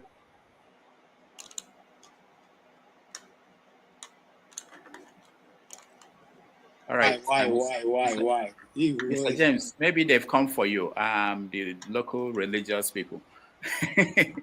Jesus don't catch him. Oh, the Jesus people catch you. Okay, it was Jesus people that caught you. All right, we'll get back to you when you figure that out. Chim, welcome to the show. Thank you, Rudolph, for having me, and felicitation to everybody. Wish everybody a Merry Christmas ahead. What is happening is the combination of Ibadan, Abuja, and where's that place in Anambra State, Okija, is a function. You see, I'm trying to put it in a very succinct way, in a way that makes sense. When a society consistently goes through a situation, perhaps it's time for people to, pause and do some deep searching. But it doesn't look to me like we Nigerians, and I'm not absolving the average Nigerian, including myself, because I know we point fingers at the government, and rightfully so. If we should point fingers at the government. But you see, the government doesn't fall from an Iroko tree. The government comes from within. The people who populate the government come from amongst the citizenry. And so it's an evidence that this is how all of us think. Somebody said, now data we go shop. Now data we go shop. It is in our statistics we go shop. But it's statistics that you use to, even when you want to do good, when you want to do social service events like this, you use data. You use data to find out how many people live in this place. The venue we want to put, I'm sure that was not for me, Sha. I hope that was not for me. It's not. It's Solly's alarm. Okay, all right. So, all of us here, we live abroad. We live in the Western world. We have food bank here. The food bank uses data to know how many people. Nobody just walks into a food bank. First of all, they give you an appointment. So that appointment, they have how many number of people who are going to come there on that day. They know. They will find out how many members in this family husband, wife, how many children, so that they make arrangements, they make space for you. If you are not supposed to be there on that day, they don't want to see you. If the state council is doing any social intervention, it's the same thing. They use data. When churches here also want to do the same thing, it's the same thing. They send information ahead. Nobody does. The charity work they do here is not the way we do Saraka, the way our people do it. Our people do things to show off. And in the process of that showing off, it leads to problems. And that is that show off that makes somebody to say, now data we go shop. Because his wife will suddenly wake up from nowhere and give 8-point-something billion. That we're asking, which work was this woman doing that she has 8-point-something billion she's donating? Somebody that was begging Shetima's wife for 2 million naira. I don't get it, my brother. So the area I want to go is this area of data. Look at what lack of data is costing Nigeria. Let's do census. Let's know how many people live in Kaura Namuda versus Aba. It becomes a problem. The man in Kaura Namuda will say the one in Aba will want to cheat him. I will count my cows and put him through it. And I don't mean it in an ill way. It's just the truth of what is going on. Can we see it? People are going to come for my head now for saying this and start posting $2 and saying things. This is the reason. Let's stop behaving the way we behave. Let's stop behaving the way we behave. I took a challenge at some of my peers who live here in Calgary with me. I told them, you people have not changed though. All of you are still behaving like the typical Nigerians I knew when I was working with you back home in Nigeria. All of you. Because the kind of things they were saying, I was asking, are these people the people who have come to the Western world? At least, the truth about the matter is, let's say there's a way you see life. And you go somewhere else, say, oh, wow, I had it upside down. So the way I was looking at it was wrong. Then you make a change. Nigerians were incapable of changing. We just want to go ahead with this. We're the biggest nation on the earth, the most populous. Somebody told us that by 2050, we will outpopulate the US. Achievement. Imagine the guy, that is the achievement. Well, maybe the gods that Mr. James is talking about have started taking that population away small by small. Unfortunately, the people in Ibadan became victims. The ones in Okija became victims. The ones in Abuja became victims. Like Soli said, it's not going to stop. We saw this during the days of Abba Moro. You want to do exam. You didn't take statistics of people who will come for the exam. You didn't take statistics of the size of the place where you want to do the exam. You just flooded the stadium with people and then there was a stampede.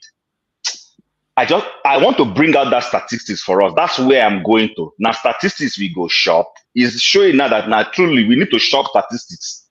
All right. Yeah, we need to shop it. Thank you, sir. Thank you. Just on statistics, if we have 1,000 people give $2, that will be $2,000, and we can do a lot with that. We are hoping to hire reporters and producers. So I don't like people talking statistics and putting down people who are donating $2. So $2 will end up doing a lot for us, and we can do wonders. Also, in terms of the scholarship show, I think there's something I wanted to say, and I think they pointed it out, that you can display that. You can give scholarship to 2,000 people. People don't know, and most of these people who give, sometimes they want to know that people to know that they are giving. So yeah, I was going to react, but I felt like there was no need. People need to be alive, because I can come back and say people need to be alive to enjoy whatever you're giving them. Yeah. They need to be alive. So, but hey. All right. Hold can I'll come back to you, Sully. Just hold on. Okay, let me get to can I go ahead? Yeah, I came to pursue those village people away from Mr. James. Mr. James gone. They will not come back again. Thank you so much indeed for understanding me. Yes, the point I was making is this. When I was a little boy, I could not get along with my father over this issue of religion. And I remember as a little boy, he used to take me normally in the evenings, late evenings, to this Babalawo kind of stuff, because we grew up in Akure when I was a little boy. When we get there, you meet people you least expect to be associated with this kind of religion. And when they get there, they tell you, my uncle in the US asked me to do certain things. They tell funny stories to cover up, the shameful situation they found themselves. Now, these are people officially, they tell you, I'm a Christian, I'm a Muslim, and that's officially at their places of work. But behind the scene, they do something different. Now, we have been colonized by the British. Long before now, I think it was in the reign of James I, that was around the year 1603 when he ascended the throne of England. I think it was in Scotland. Eventually became the King of England, he ascended the British throne around 1603 or thereabout. They were busy executing witches and wizards in their country. And it got to a point whereby they executed thousands of people. That was their belief. But there came a period they called the Age of Reason, when philosophers and critical thinkers started questioning how society is being organized. Philosophers like David Hume, John Locke, Adam Smith, and quite a lot of British philosophers, they were empiricists.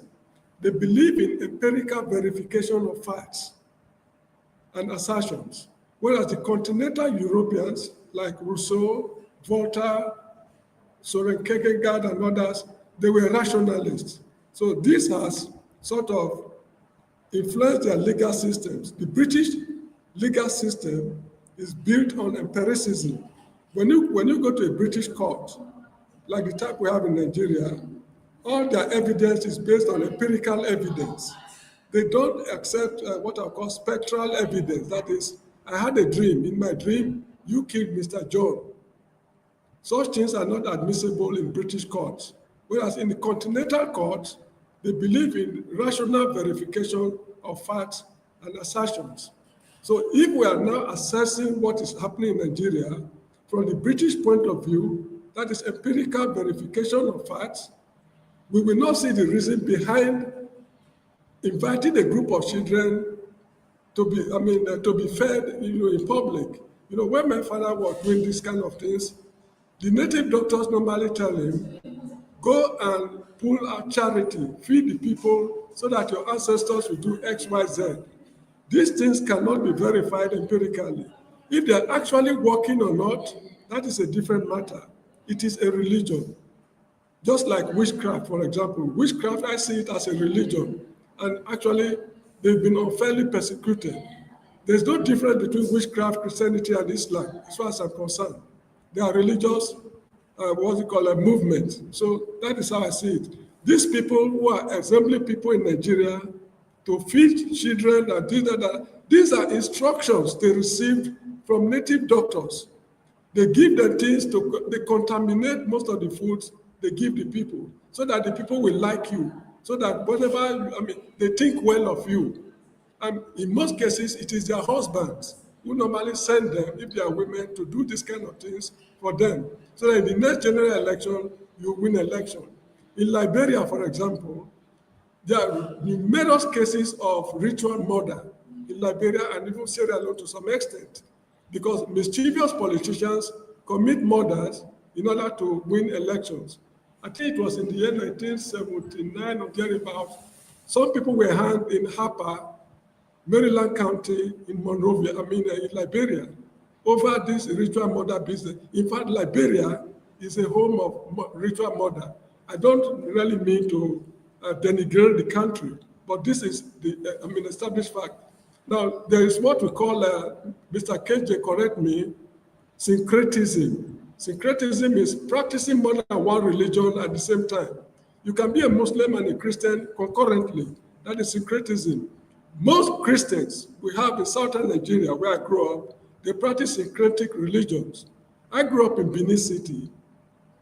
I know a lot of people, not all of them though, a lot of them who practice native religions, and at the same time they go to church on Sundays. Even the Oba of Benin, I don't mean to denigrate him, I revere him so much.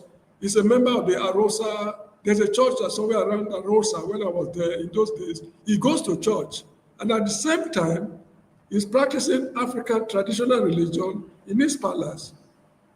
This is a syncretic way of, syncretic form of religion. Please, I'm not denigrating the man because I have I revere the institution so much.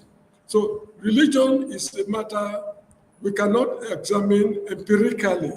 So this is why some people are disputing the fact that these things are juju connected. We should not rule out that fact. But if they are actually getting what they want from these juju practices, that is a different thing, because no African country up to now has won the World Cup, Football World Cup, despite all the juju and whatever we are doing. I mean, among ourselves. So that my friend Mr. Henry is disagreeing with me. Okay, every man is entitled to his opinion, no matter how erroneous it is. But this is my opinion. People are practicing syncretism, practicing more than one religion at the same time. When I was in Akure, even in Benin City, there were some people they called Bomo Bomo.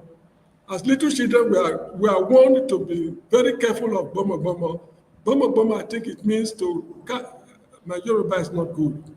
Anyway, so people will steal children. The same thing of kidnapping. Very good. They kidnap They people. kidnap the It's kidnapping. They kidnap the children with the hope of making money. But you demand making money for people. Why not make the money for yourself instead of charging the people to make money for them? So these are things we should take into consideration. There's no smoke without fire. Here in the Gambia, they have a saying: the hippopotamus does not open its mouth for riverbeds to peck at as a mark of a charity. It is a desire for a clean mouth rather than charity that made the hippopotamus to open its mouth for riverbeds to peck at. These are heartless politicians feeding people they've impoverished. What is their motive? Is it an act of charity or a desire for a clean mouth? This is what we should take into account. Thank you very much. Please, if there's no objection to what I've said, I would like to sign out. All right, thank you. I don't want I have issues, but if we go there, then we go away from the topic. Let's see, Akene, if you can, maybe one day we'll make this a topic of discussion. I really want to get into how people believe this and things like that, because you are talking about empirical proof, and then you are talking about something that has no empirical way of proving that is happening. But anyway, we'll get to that, Mr. James, one day. Thank you so much. All right, thank you. Yeah, thank you, Dr. Damage. Merry Christmas. Now, which one? I see your comment. Merry Christmas. I've not seen that in the Bible, so I don't celebrate that until I see it in the Bible. But this is it. Sometimes it's difficult to understand how things happen in Nigeria. I don't know. Somebody was asking Rudolph when was the last time he went to Nigeria. Maybe he has disconnected from what is going on back home. KJ and Mr. James, I will agree with some of what they've said. And this is it, Dr. Damages. And any other person that is disagreeing with this sacrifice of a thing. I think in Yoruba land, they call it Ebo, EBO. In Igbo land, they call it Aja, Ajopoluzo, or Aja Gwemmadu. And in Hausa, they call it Sadaka. They're not. See, people go to juju men, and the juju man will ask them to bring their mother for sacrifice or bring their child for sacrifice. And they will, I don't want to use stupid, they will offer their loved ones for sacrifice. When in actual sense, the voodoo man is a poor guy. So if the voodoo man is capable of making you rich, why is he finding it difficult to make himself or even his children that are into all manner of drug addiction? Why is he finding it difficult to make his own self or his own children rich? But he would deceive you to sacrifice your loved one. And this is how you end up wasting your loved one. See, somebody, because of his political affiliation, was made the Oni because of political affiliation, not because of the fact that the gods called him to be Oni. Because of his political affiliation, they made him Oni. And in his little mind, the only way to keep the power, I'm not accusing anybody, I did not call anybody's name, please. For him to maintain the power or to gain more power, he has to be doing sacrifice every year, annual sacrifice. And for him to be doing it himself may drag kind of pull attention. So his wife, concubine, ex-wife had to be doing it on his behalf. See, if you want to offer food to children, why not give it to the parents directly to take to the children? Why must you gather children, 5,000 children or even more, and life wasted? And we have another one in Anambra State where women were just wasted because of rubbish. See, I don't believe in juju. Whether it works or it don't work, I don't believe in it, and I don't want to believe in it. But those people fall victim to this? Yes, they are being deceived that when you offer this sacrifice, when you pull crowd, and for the voodoo to be effective, there must be a stampede, and they will carry it that way. For people to fall to this kind of falsehood is what actually troubles me. But if voodoo happens or not, the person that should be questioned about this juju should be what's his name? Yakubu, the INEC chairman, and Tinubu. They are the cause of this sacrifice. They are the cause of this death. Because if they had not brought this good for nothing old man in Aso Rock, there wouldn't be this level of hunger in Nigeria. Your wife shouldn't be queuing up. Your mother shouldn't be queuing up for just a mere small half bag of rice. Children shouldn't be queuing up in another man. Your child shouldn't go to another man's house to collect food.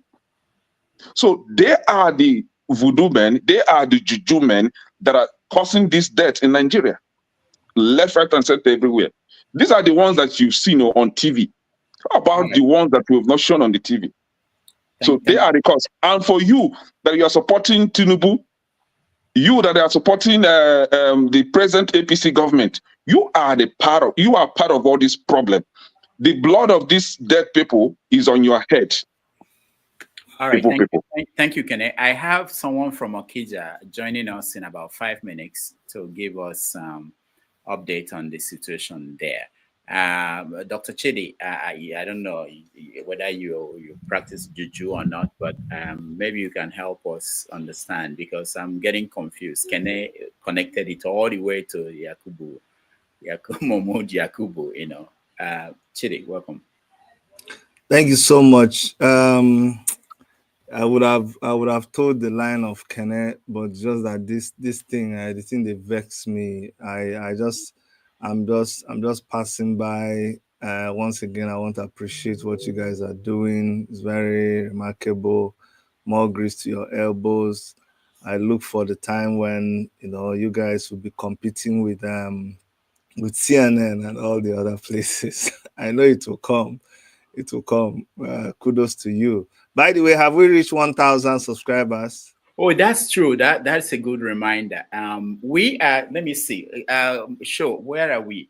On Iroko Post. I don't know. Iroko Post TV. Please. December is 1 week. January is 1 week away.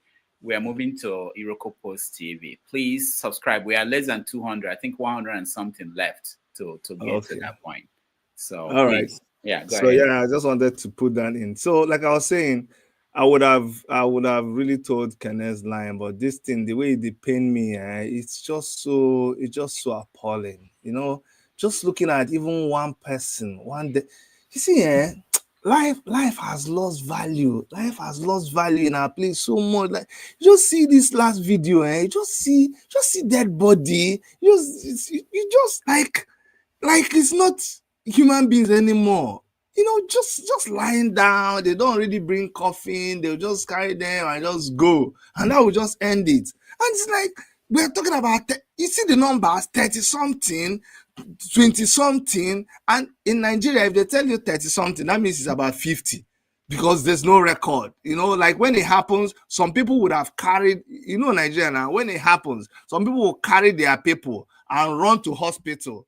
Do you understand? So when you start counting, remember in the commotion, people are falling down, they are carrying them inside vehicle, they are running, some people are running home, some people are going to pour them water. So by the time everything settles, when that counting was done, is when everywhere had settled. People have run away, carried the people that they carried away. Some people came there, they don't want somebody to know that they came. So the people that are carrying them are hiding them. So when you see 30 in Nigeria, it's not 30, is like 50 or 60. And nobody, when their own dies, they won't bring them out again to come and say this is what happened. It just happens. No accountability, nothing. And the perpetrators will always go scot-free. I see, like Kenneth said, we never used to go. Okay. Oh, Jesus. Hey. And wow, this is Nigeria. Oh. Hey.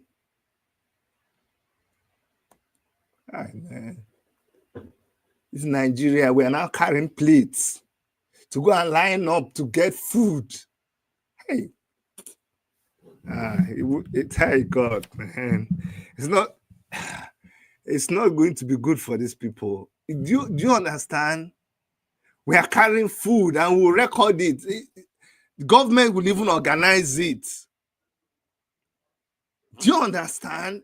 We'll be proud to call it like we will buy the rice and store it months ahead of time. Our people will be hungry. We'll buy it and keep and be waiting for the day that we'll line them up and take pictures and take video as one of the accomplishments. Food,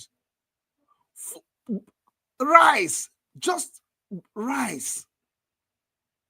Do you know what it will take for you to feed a whole?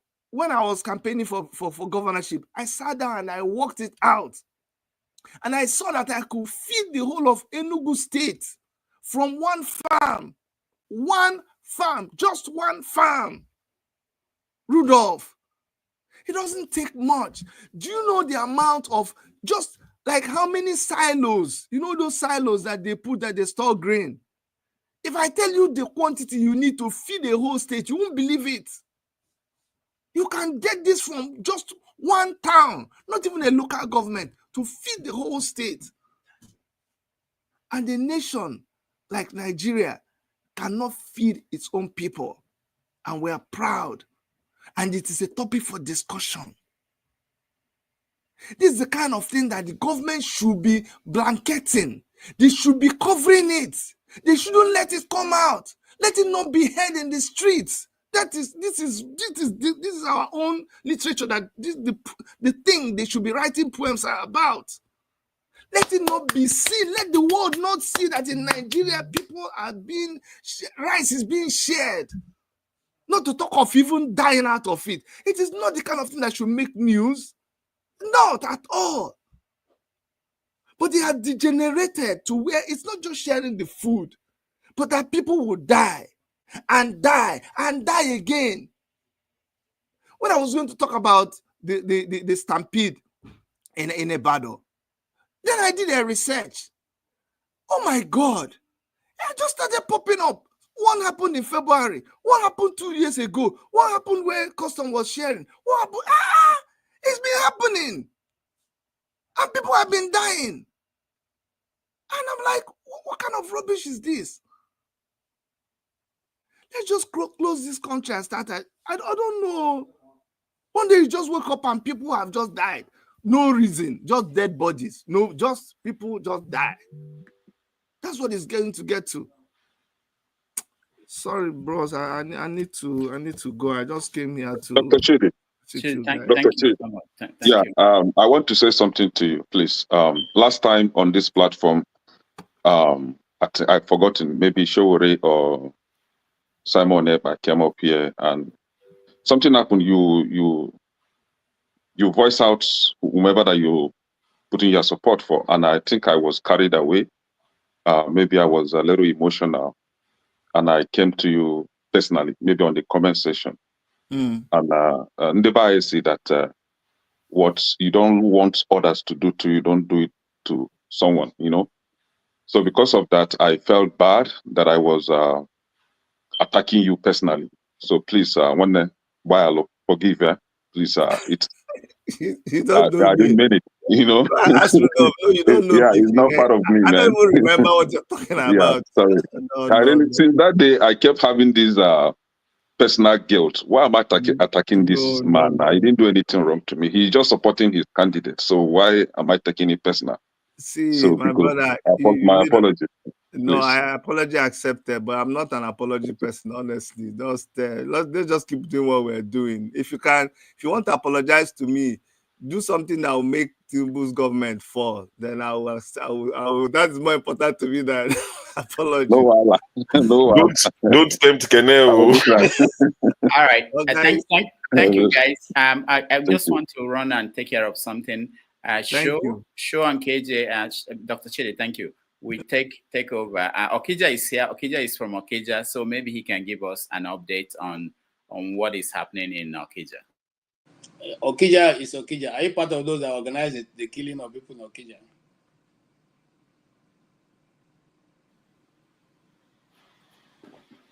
You're muted, Okija. You want to unmute yourself? Oh, it's gone. Okay, he'll probably join again.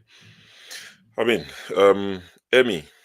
Is it Emmy? Have I pronounced it properly? I see people struggling. Emmy. Okay. I thought it was quite simple, but people are still going to struggle tonight. Don't worry. Because every time I'm watching, I'm like, it's Emmy. Emmy. But anyway, welcome to the show. While we wait for Okija. It is like, hey, me. Yeah, Amy, yeah. So, okay, welcome to the show. Good to have you. Thank you. What do we owe the pleasure? You usually come in a bit later. But we're talking the stampede. You'll be the last to chime in on it, except Okija comes back to chime in on the... okay, Okija is back. Chime in on the unfortunate incident that's happened across the country, Ibadan, Abuja, and Anambra. Just quickly, what's your take on it? Are you talking to me or Okija now? Yeah, you can talk on it briefly, then we'll go to Okija to get, more in depth on what happened. No, let's Okija continue. All right, cool. Yeah, okay. Good day, everyone. Nice to join you guys this afternoon. Yeah, I mean, I just woke up about an hour ago, but because I have to stay up, and because there was so much news coming from Okija, videos, all over the place. I started coming in like around 2 a.m. US Eastern time, and the videos, I mean, that's one thing we have to talk about Nigeria. This social media thing, people all over, when people, no respect to, dead people, just people videoing, you see people videoing, or dead people. Is so many, images, people, the way they died, some people unclad, they taking all those pictures there. But the main issue is, the hunger, the starvation in Nigeria. I mean, I don't know if there is heaven. If there is God, I don't know why he's still, preserving Tinubu. But I mean, that's another discussion.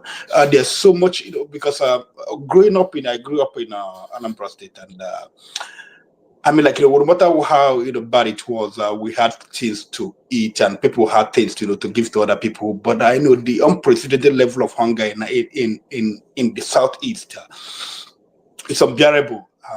Obi Jackson, he's one of the richest people in Nigeria. He has an oil servicing company.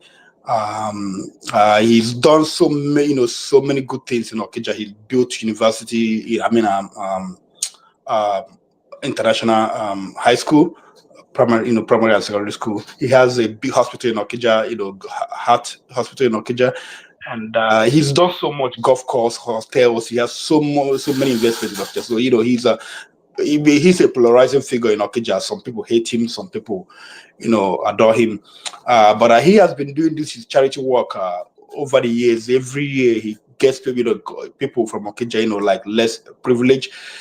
He gives them rice. He gives them other things. I think chicken and stuff, things like that. Oil, things like that. He's been doing it for so many years now.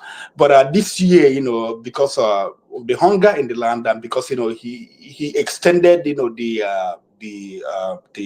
charity to the whole of Ihiala local. Okija is in Ihiala local government. Ihiala local government has about 10 of 12 towns. And then so he extended it to the whole local government, and then to other neighboring local government, people who are close to Okija, like Iyembosi, Opo, those who are in another local government, but they are close to Okija. So a lot of people came in, and they're supposed to have, there was a time set for the event to start, but people came in in the night, like 3 a.m. People were there. People were coming from all over the place, and then and it was still dark, and the stampede started, and some people died of exhaustion. So many people, about 20 people, from the last count I got when I woke up, about 20 people.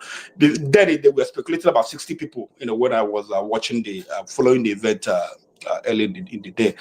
So that's basically what happened in Okija, and some people, Nigeria. Now, when things happen, he's a rich man. Some people have said it's speculating. He has used them to do juju. So many things, going on. So in Okija, because I belong to so many Okija forums, so things has been flying there and there. Some people just angry. Some people asking people to calm down for peace, and it's just Nigeria. I don't know. I was having a discussion with someone the other day, and we got talking. I talked about the Bible, but I don't know if it was for Christians who are here or those who have read the Bible. The story of Lazarus and the rich man. The rich man died, and Lazarus died. Lazarus, because he was holy, so he got to the bosom of Abraham, and the rich man, because he was ungodly, so he he went to hell, and from there he was begging Abraham to have Lazarus give me some water, and but Abraham told him no. So then he decided, to have his people, to have someone in heaven go to heaven, to earth, and tell his brothers, 5 brothers, to to change. And then, because I started thinking about it, so people in the other world, they feel things. So I'm just beginning to, I was started thinking. So even in Nigeria, when you die, even if you are in heaven, you are not sure of resting in peace, because you will be always thinking about people, things. I mean, I don't know, how would these people think? People that died, even some of them made heaven, how would they be thinking? What would they have peace even in heaven? Will they rest in peace in heaven? It's just Nigeria. I don't know. Nigeria is suffocating. Nigeria is killing people. To be honest with you, I mean, whatever we will need to do, if it means breaking up Nigeria, so that I'm not saying that the issue is more of on Nigeria, but Nigeria is a factor, the major factor. If the central government is not performing, how will the regional governments, the state and local governments, what would people expect from them? So in Nigeria is becoming a disaster. Yeah, these people die because of Nigeria. That's all. All right. Thank you, Kija. It just makes me wonder, Emmy, maybe you can consider this when you give your submission. You would like to think we don't live in silos in Nigeria, social media, news. So the event in Ibadan happened before the one in Abuja, before the one in Anambra. You would think the people who are planning to give out things, if you're planning such stuff, even if you're not planning, you would have heard about the incident that happened before yours, should have gone into the better planning or cancellation or re-strategizing, because tomorrow somebody else will still say, I want to give out stuff, and we have another incident. But the floor is yours, Emmy. Thank you very much.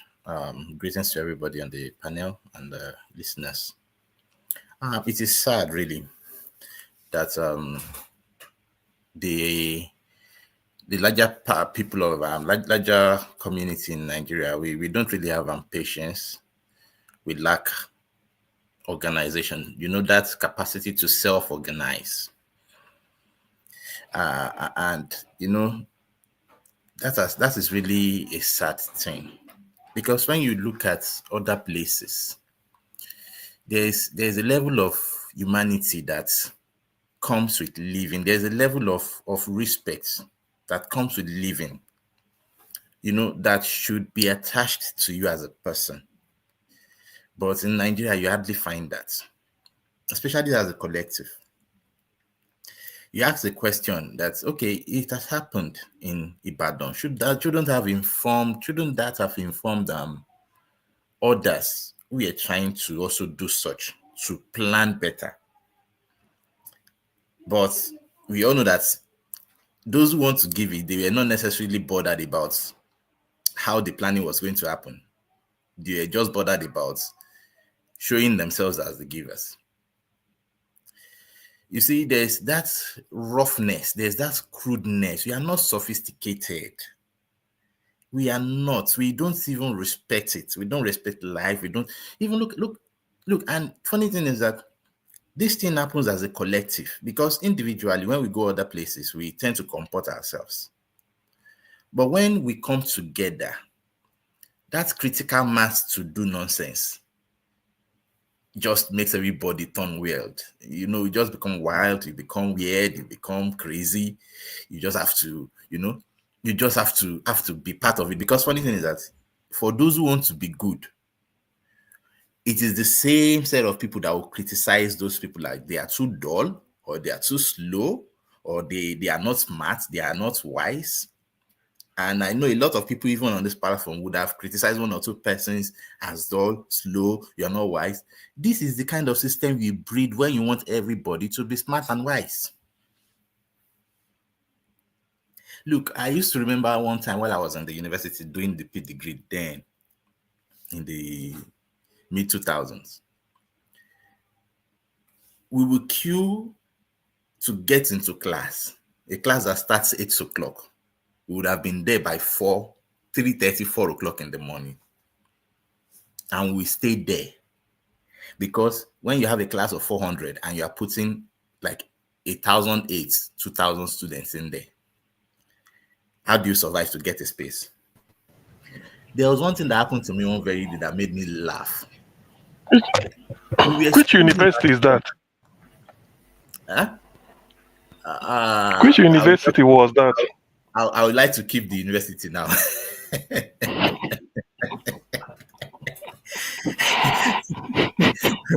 But we were squeezing ourselves on getting, you're trying to squeeze and squeeze and squeeze with your bag and everything, your textbook in your bag, on trying to get to the door. The force we are taking you to the door, but the force wouldn't take you past the door. Because if everybody wants to enter at the same time, everybody gets stuck. So it's either that backs are breaking for somebody to move on, or the trouser is tearing for somebody to move on. And for you to get over that door, just from that space into the other space, something must break from your body. That is from the university. That was the mind. And funny thing is that instead of administration to fix it and tell students, come, all of us are not going to benefit if we are trying to be out, if we are trying to outsmart the other person. It is not a sin to, it is not foolish to be slow. It is not unwise to relax and let some other persons lead the way. You get the point. These are ways you build mindsets. But when you get there, even the professors, the lecturer will even say, you can see the smarter ones. They are the ones sitting at the front.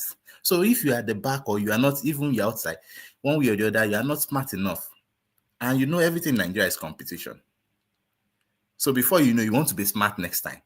So as a result of that, some people will want to get there by 2 a.m., even sleep on the door, even go and call the security guy by 1 a.m. to come and open, bribe the security, open the door so that you can lay your books in the spaces and pick for your friends as well.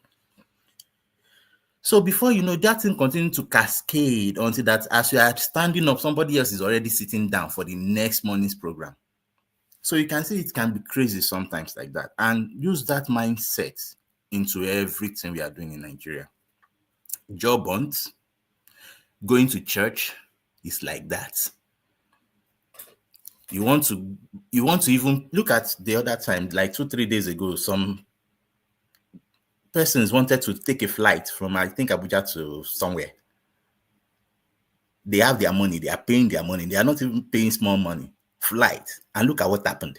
They didn't even allow those who were coming down to come down. That is the mindset. We are just like, even hands are better organized than Nigerians on a group, generally. So it is sad that as a group, as a community, these internal strivings, let everybody outsmart themselves, has brought us to this point. Okay. And that is the, I'm sorry, I have been to South Africa. I was surprised the way they organized their driving. I don't know if there's any other land in this world that does that. Even without the traffic lights, in a cross junction, sure, the way vehicles organize themselves, you'll be surprised. They go in circles that if you get there, you look at who are the people that you met there, and you let them. It is just as if there's still traffic lights. Try that in Nigeria, sir.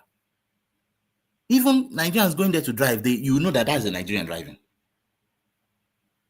because there's no patience. So it is sad, but that is where we found ourselves. All right. Thank you for that submission. Ogasim, I was just about to call you to give the last submission regarding this issue, and we can move to the budget for 2025. But round off on the incident that happened across Nigeria, the stampede, and you can start off on the budget. So just take the two in one. Okay. Thank you, Sure. Good evening, everybody from here. Actually, I don't think I really have, there's anything I'm going to say that will be different from what most people have said about the stampede. That is Nigeria writ large. That is the definition of Nigeria, an unorganized country. Now, people may say they are hungry. The people that died in the stampede, they are hungry, they are looking for food, albeit a free food. What of the days of Abamoru, who want to organize an employment exam for candidates? He felt that maybe they will take some few, maybe, I don't know. He was the Minister of Internal Affairs. They want to recruit people into immigration and then everything. He felt that there's no hall that can contain them. He opted for National Stadium at Abuja. And what happened? There was stampede and people died looking for job. That is not for food. So when you look at it, it's just that in Nigeria, this idea that everything must remain the way it is. If you tell them, let us tinker Nigeria a little, even if you don't want, for me, I would have voted for a separate country, at least for my people. But people will say, no. Okay, let's tinker it a little. Let's tinker it a little, and then so that we can still remain one. But let us, even in your house, sometimes you decide to change this room, convert this room to this, convert this to this, extend this. It's still your house. Why can't we do such things? They say, no, the way it has always been, let it remain like that. So you tend to wonder. This is more. We've had more than enough sign. People died at Abuja. Look at Ibadan. The other day I was expressing sympathy. Now today, or was it today? Yes. Look at the one that happened at Okija. But that Okija, because I'm from Anambra State, why I'm particularly annoyed with that is something is avoidable from beginning to end, and I will tell you why. There were, in 2020, during COVID and lockdown, people were sharing palliative all over Anambra State. All the billionaires, they were bringing money, donating. Even villages where those of us abroad, they will say contribute. We do it at the level of Omonna, from the town to the village to that level. Why can't these people, the way they share something in Igbo, at least in our area, is you want to give something to one particular town, you call the PG, that's what they call President General. He will come and then say, this is for your town. The PG knows how many villages makes up a town. He will call the chairman of different villages. Maybe your village will get 32 bags. Your own, there's a way they share it.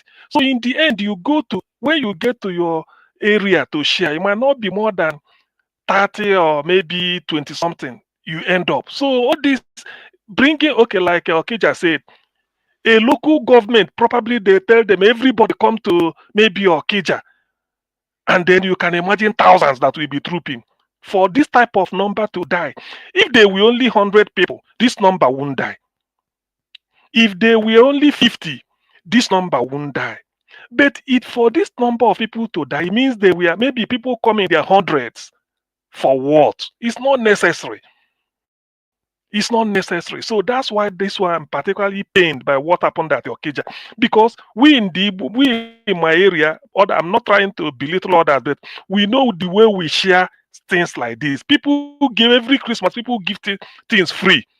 People give, so many people donate, all these billionaires, they give packs of rice, so many wrapper to women. You don't bring them together and start all of them will be scrubbling. You share it according to Mona, villages.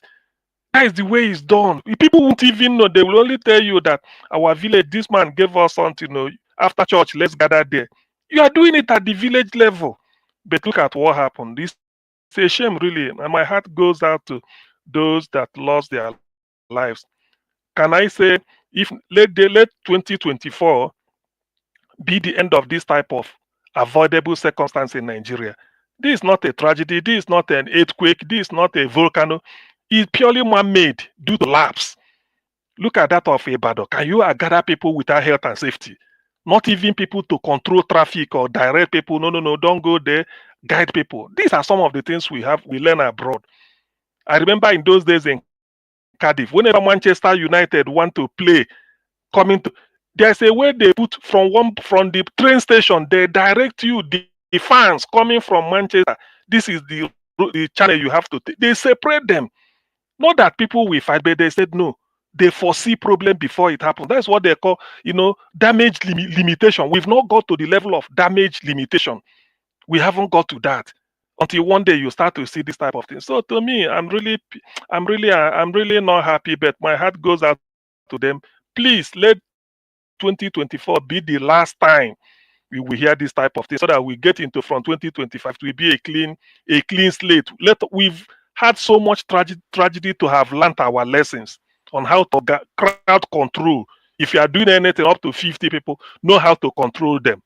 If it's where you have the army, this is even where they can need the military. Say, if you are coming, please don't go beyond here.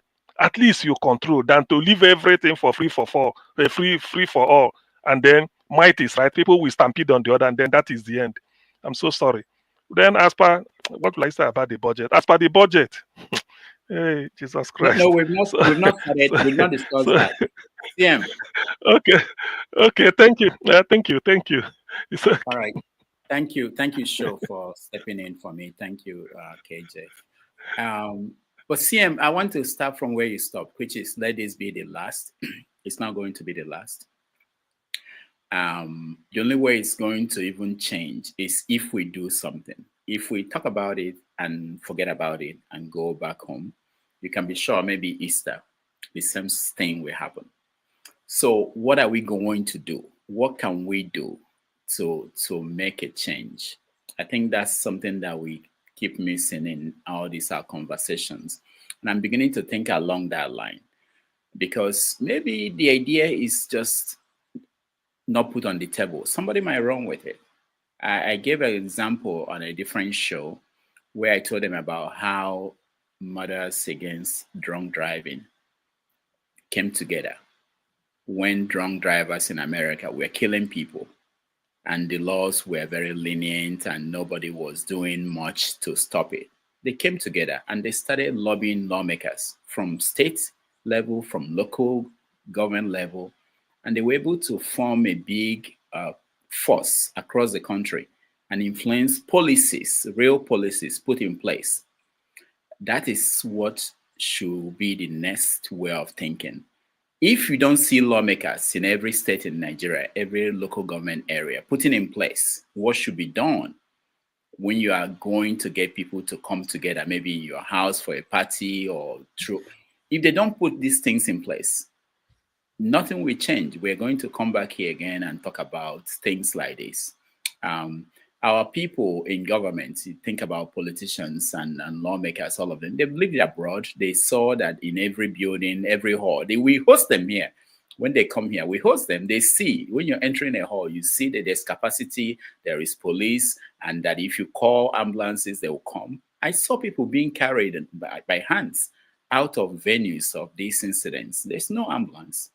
It shouldn't be. So what I'm saying is that those who are listening, those who are here, anybody can lead that charge and say, look, I'm going to bring people together who are thinking like me. We are going to draft a bill laws that could be implemented at the state level, at the local government level, at the federal level. Sometimes these people don't even know how to write. These are lawmakers. If you know, some of them, their speeches are written by people who are not in government. So people, you'll be surprised how much you can actually go to them. And they want to be able to say, I pushed a bill, I pushed for this law to change. Maybe that's how to start. Organize people, victims of this. I know, sorry, what I used. Okay, go ahead. Bust my bubble. Someone commented that you haven't been to Nigeria in a long time.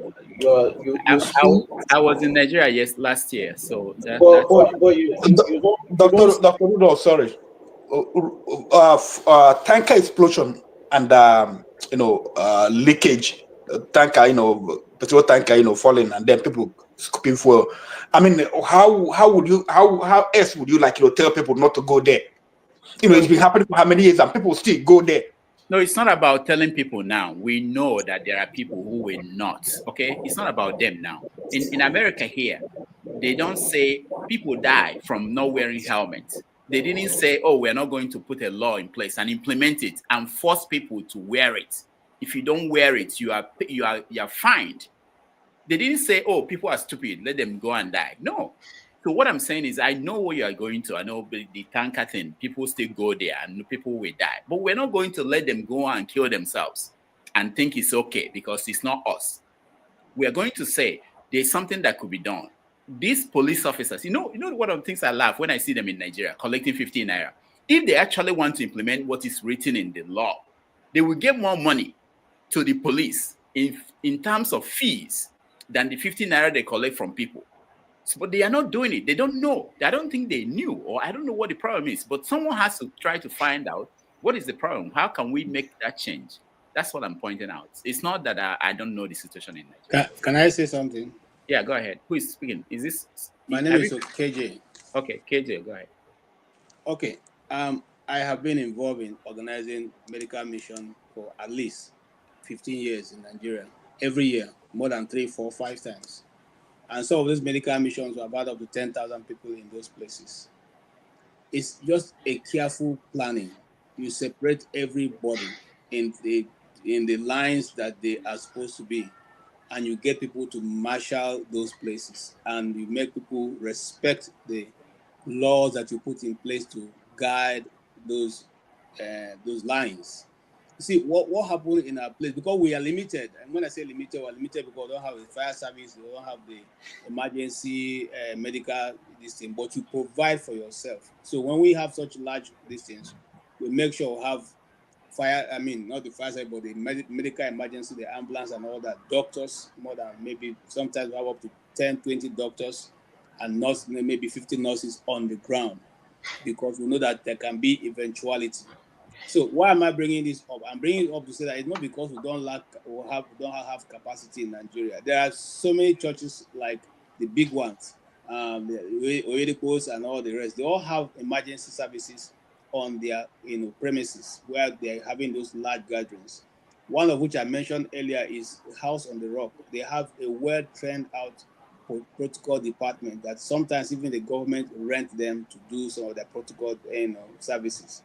Why I'm saying that is because in Nigeria we take a lot of things for granted. We take it for granted that people will just come and organize themselves and be in the position they want them to be. It doesn't always happen so, because we are human beings. Somebody said Nigerians don't like to queue up. It's not true. It's because we make people to behave like animals. When somebody is hungry, and I give an example of myself, as me, I'm in that place, and my child, I have 5 children who have not eaten, and you're telling me to stand on the line when I know that the last bread is what you're holding. I will do everything possible to grab it for myself. That is what it is. People have now come to a place of, you gave an example of somebody going to scoop fuel. One time I sat down and I asked myself, how come you know that anything can happen and this place will blow up? What is the reason why people go there? And I heard so clearly that there's a kind of situation you are in that death is better than living. That is what it is for those Nigerians who engage in these things. And the government know it. And it has come to a point of control. It is control now. It's no longer we are governing. No. If you are so frustrated and you are handicapped You do whatever we say. If we say don't come to the street, you will not come to the street, because you know that if you come to the street to challenge our authority, you know what will happen to you. Let me tell you something. Even the program we're having now, how many Nigerians are watching it?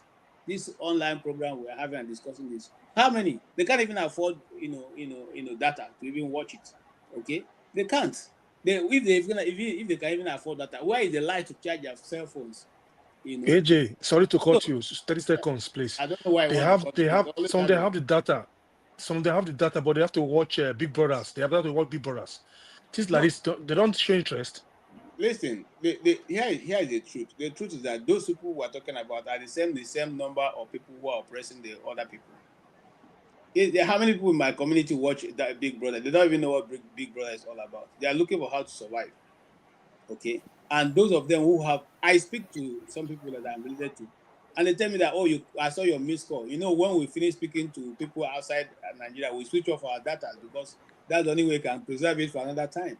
So in a nutshell, I'm saying that the people who have come to a place where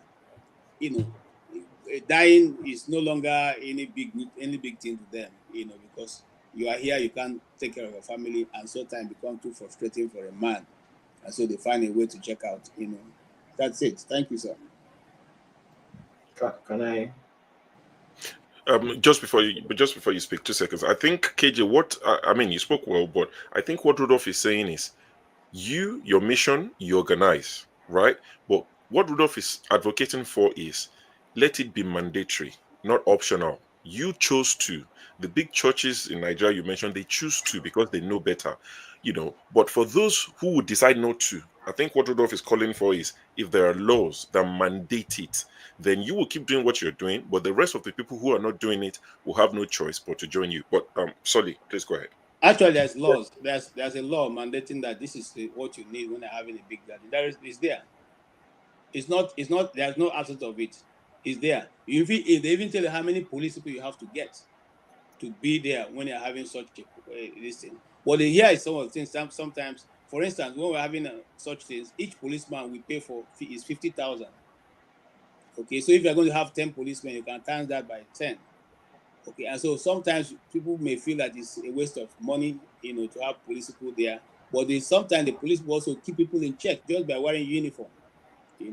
Thank you. All right, thank you, Sully. Yeah. So I'm a realist, and that's because I've experienced plenty elections myself. I've seen people come in, I've seen them go. I know why they came in. I know if you guys have very superb ideas, superb strategies that only work in first world countries. When you are dealing with Nigerians, that will not work. These politicians, they have companies. They know how to organize it. They know how to make everything structured.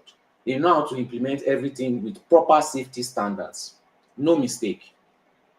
If they want to put safety measures within the people, they can do it in less than a week. I know that. They can do it in a day, but they don't care. Give them all these ideas. You say, oh, they want to bring out the idea that they put law or they implemented. They don't care about all those accolades or this thing. How is it giving them money? How is it benefiting them money? If it's not benefiting them money, they don't want to hear all these things that you are saying.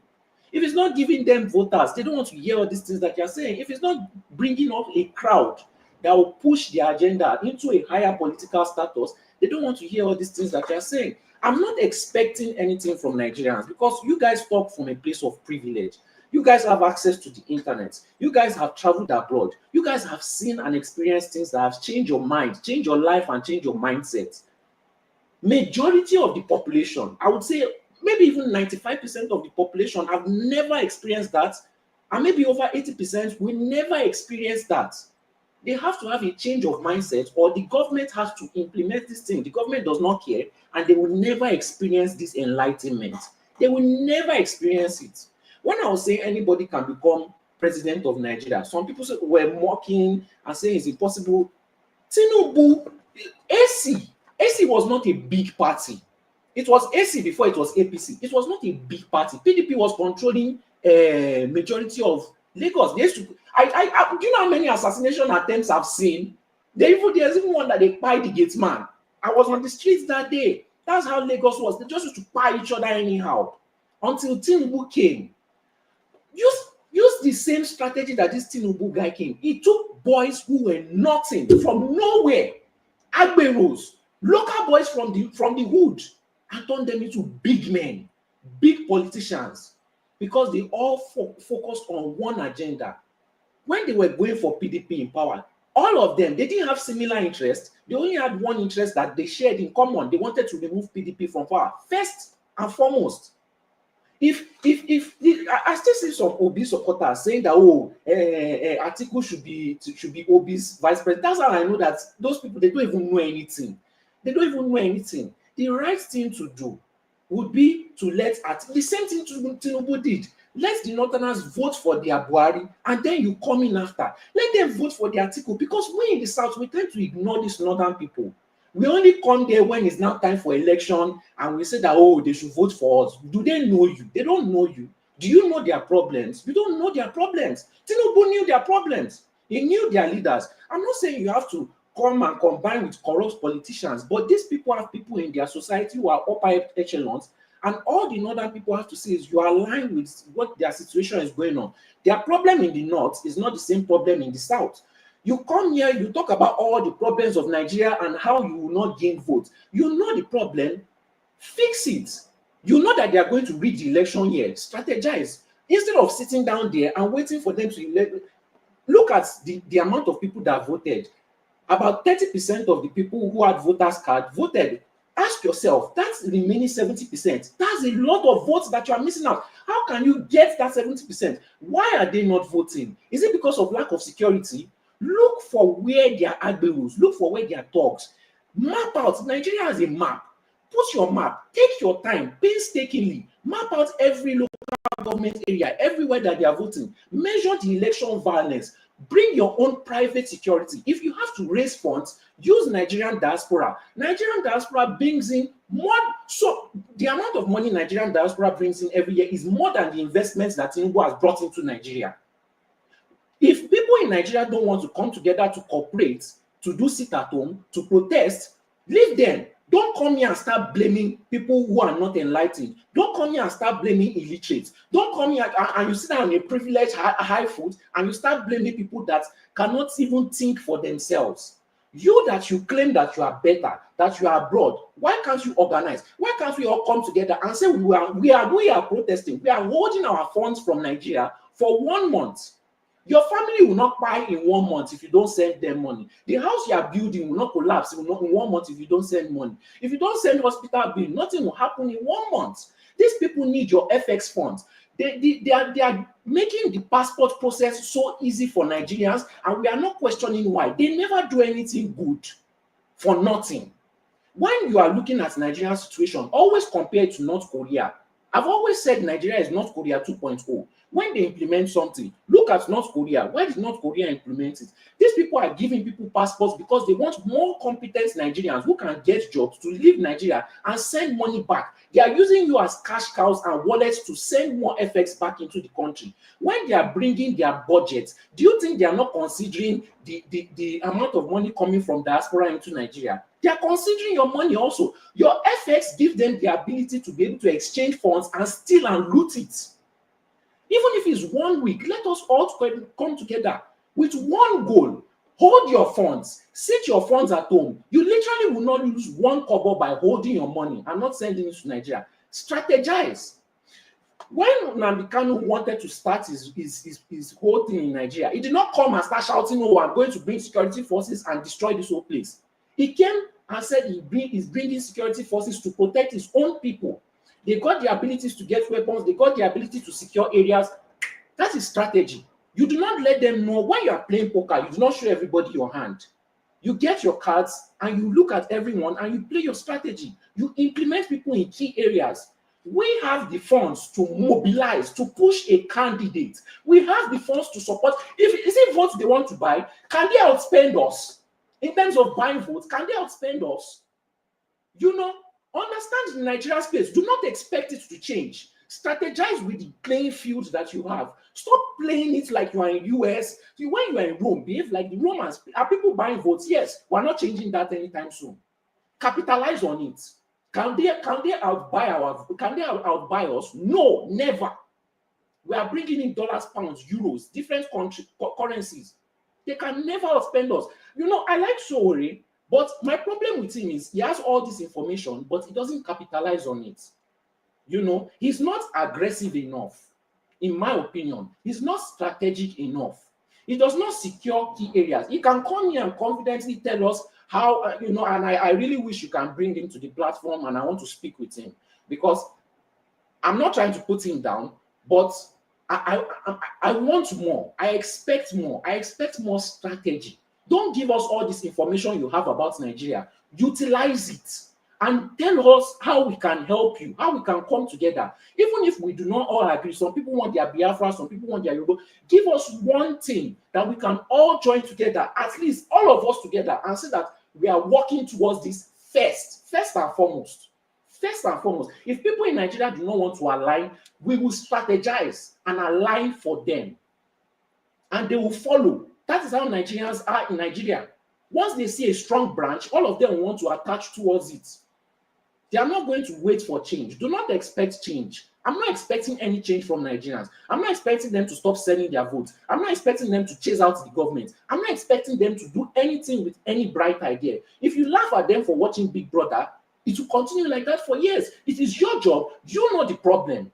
You should strategize. And I'm not saying tell them to stop watching Big Brother. Capitalize on it. Why can't we bring money to put our own ads on that Big Brother that they are watching? Why can't we bring money to push our own agenda and make sure it is shown on that Big Brother? Capitalize. Tinubu capitalizes on problems. He doesn't complain about them. You have to play this same game as them. This guy is very easy to beat. He is very easy to beat. He did not get 50% vote. He did not get 40% vote. He got 1/3 of the votes with some corruption attached. Are they smarter than us? They are not smarter than majority of us on this platform. If you put all of them in that political space, when you read and read and read, you are not using your brain. So you have no need to use your brain. That is the problem. We are letting admirals and thugs outsmart us. Thanks so much, Sully.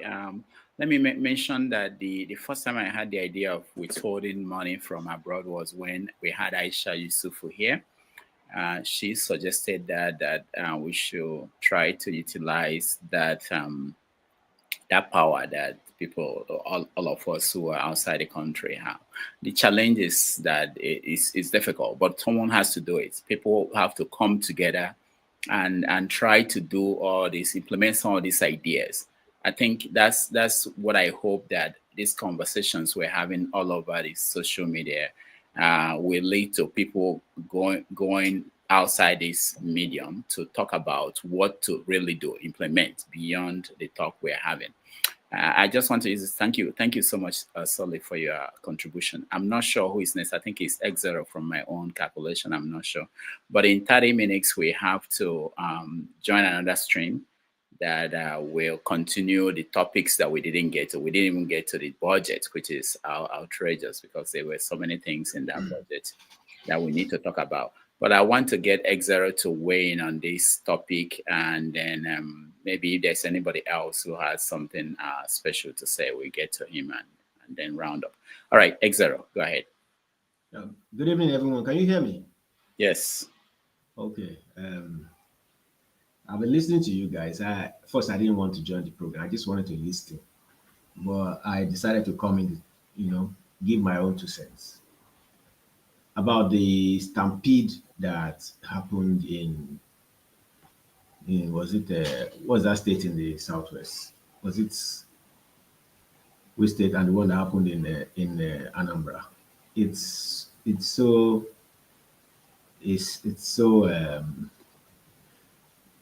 a tragedy. But of course, what do you expect? What do you expect from our country the way it is now? There is no sign that we are moving, we're moving abreast, or we're moving with the 21st century competitors, so to say. We're not heading anywhere. close to a decent society. We're not ready yet. We're retrogressing, and it's very obvious. And for a society that retrogresses, in fact, that's heading speedily downwards, you shouldn't expect any better. Any one of us here can do the same thing that happened there. If you call people to come out and receive 1,000 tomorrow now, your house will be crowded. The same thing can happen. We see every day, is it because these things don't happen every time? We see every day Nigerian artists come out and spray money in the air, and you see people jumping about. You think some people don't get injured?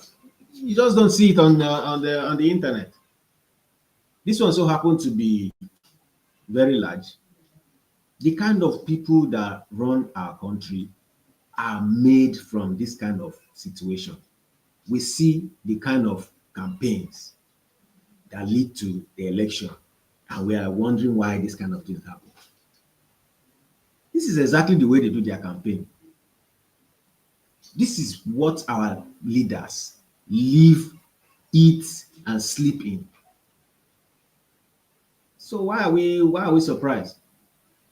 They don't even care about their own self. They go to Hajj. Some of them don't make it back, and life goes on. They believe they've gone to a better place. These are the kind of, look at their age and look at how they reason. You want to do something good for the society, you must do it publicly like that. Where do they learn it from?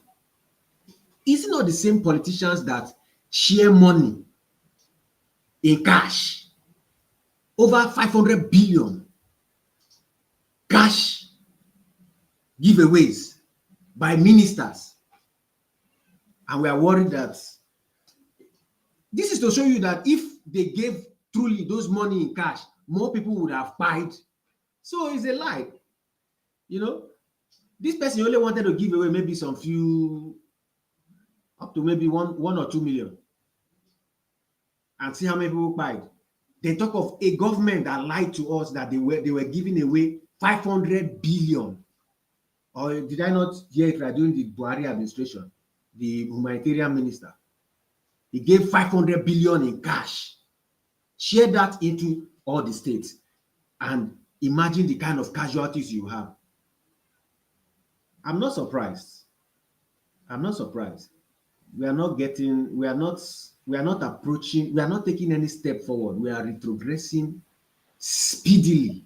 Speedily. The only people holding the sanity of that place, that space, is all of us that are not living there. And when we speak like this, they tend to think that we are mad because we think we know better than them.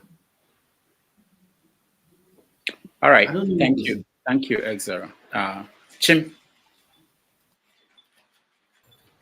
Yeah, sorry, Rudolph, just a quick one. I just wanted to add that based off, I think it was Mr. James, that angle of the fetishness involved in, gathering crowds. Perhaps you might want to think about it as a conversation. If you have any expert you want to bring one day, because it's a fact. As much as some of us go to Catholic Church, go to Protestant, go to Evangelical or whatever in Nigeria, the truth about the matter is a lot of even those of us who worship the Islamic way, many of our politicians are involved in marabout seeking. A lot of them visit marabouts and spiritualists who tell them, they need to go and do saraka or there's a definition that Kene gave it, I can't remember, from the Igbo angle. Those are some of the things that inspire this so-called. You see, I'm not against charity giving or philanthropy. I believe in it. It's a good thing. We're not all going to be rich. In society, we're going to have the haves and the have-nots. No matter how equitable or socialist we try to be, there will be those who don't have. It's just going to be, that's the way life is. But unfortunately, in our climb, many of our poverty has been weaponized. And so philanthropy is not necessarily that thing that, somebody of a good heart says, oh, I've been blessed, let me assist those who are less privileged. No. If any of us is thinking about it from that perspective, you have missed it. Many of our people who do these things for very sacrilegious purposes. including gathering innocent children, like somebody rightly painted that picture, giving them, and then there's a stampede and they die, and then their blood is now the sacrificial thing that will help the person win the next election, or whatever business the person is trying to gain from government, maybe whatever it is. So it's something for us. I know we glossed over it and laughed at it, but I took it very serious. He has a point, something for us to really consider, the diabolism that we have in our society. So I'll leave it there. All right, but let me just say, Okija is still here, and from what I heard Okija say, Obi Jackson, the person that organized the one in Okija, has been doing this for years, and there've not been any incident of stampede.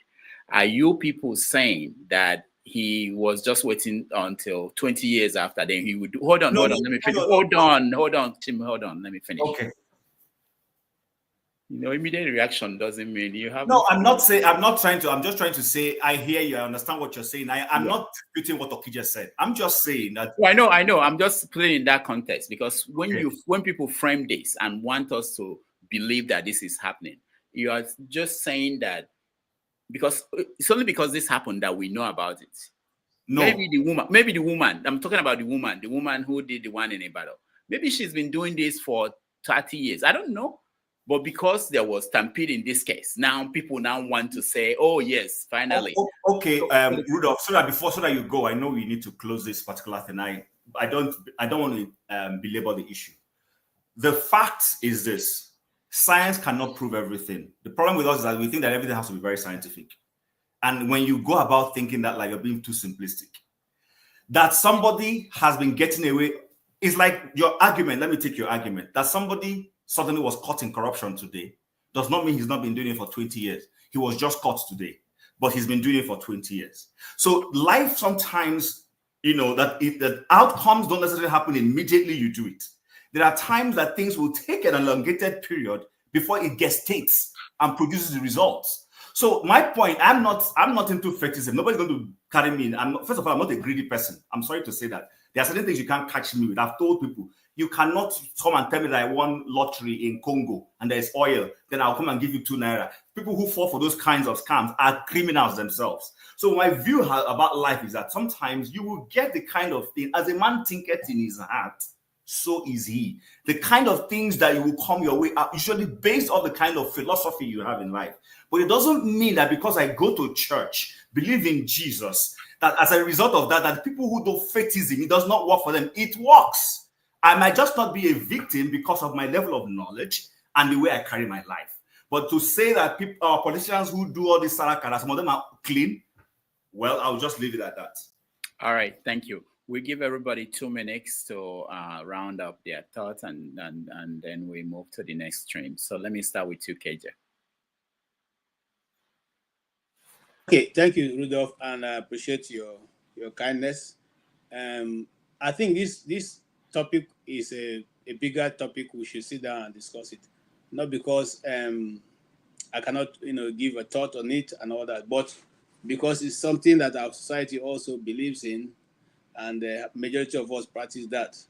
On the issue of we are not saying that whatever is happening around is all that has to do with people trying to do before. We're simply saying that let the system be put in place so that innocent lives, people who are yet to even experience what life is, will not look. If the people who are affected by crime and criminality in Nigeria is 5.89 million people. Cases that are reported in Nigeria in 1 year, in 12 months.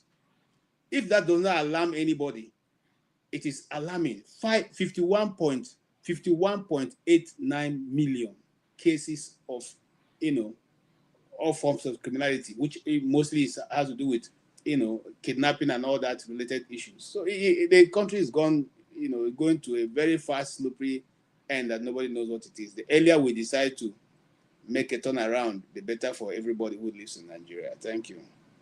All right, thank you, KJ. Sure. Okay, thank you, Rudolph. It's been a great show. Once again, I'd like to send my condolences to the affected people.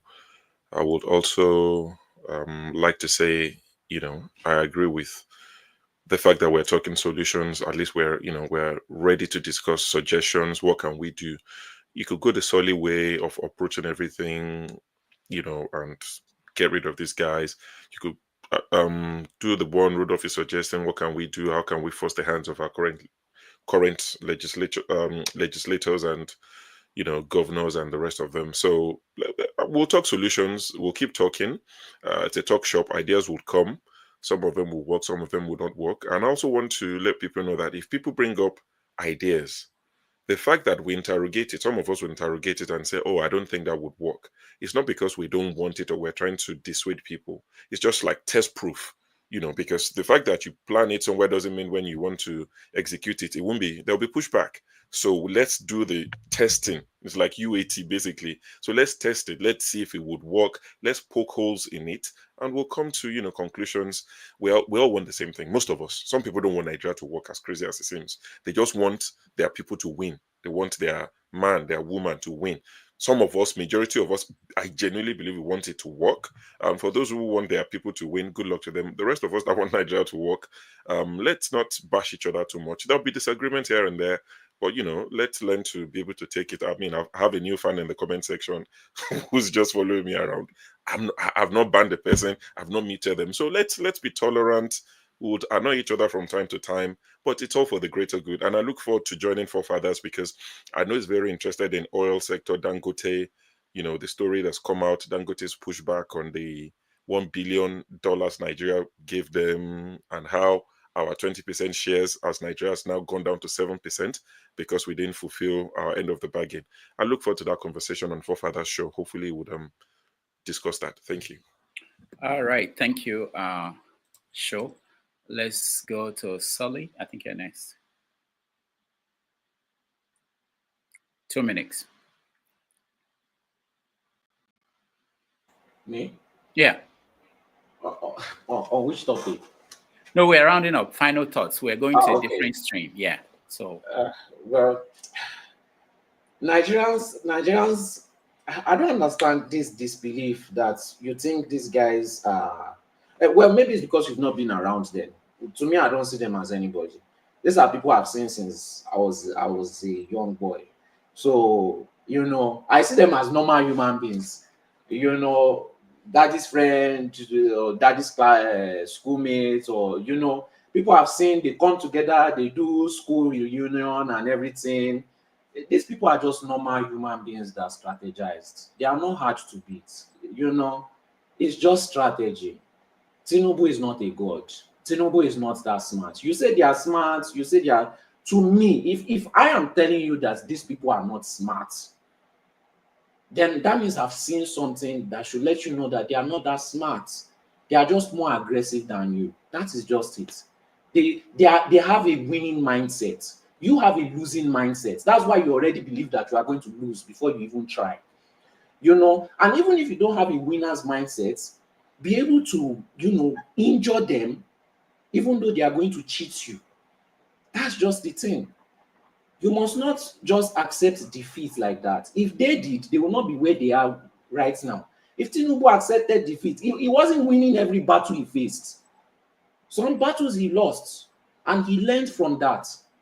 These people are not gods. These people are not geniuses. You guys on this platform are smarter than most of them. But you don't want to believe it. Some people in the comment, I've listened to platforms and I've heard very interesting ideas, very creative ideas. We just need to pick out the ones that will work. If we come with a full plan, a whole book of ideas, hitting them from every corner, every angle, House of Representatives, senators, governors, local government chairman, agberos, thugs, all these people that they've put in government, everyone, Tinubu, without his people, Tinubu is nothing. Without his people, let me finalize, Tinubu is nothing. If you take out these people, you don't even need to target Tinubu. If you take out his cronies, the people on the streets, the people implementing all these things for him, his hand puppets, he's nothing. He can't do anything. Each area, let us target them with strategies. We'll bombard them where they cannot think anymore. And before you know it, they've lost everything. That is how they do us. We should just do it with education and aggression and a little bit of thuggery, because that is how Nigeria is. You have to be a little bit of a thug to get what you want. Even Dangote is a thug.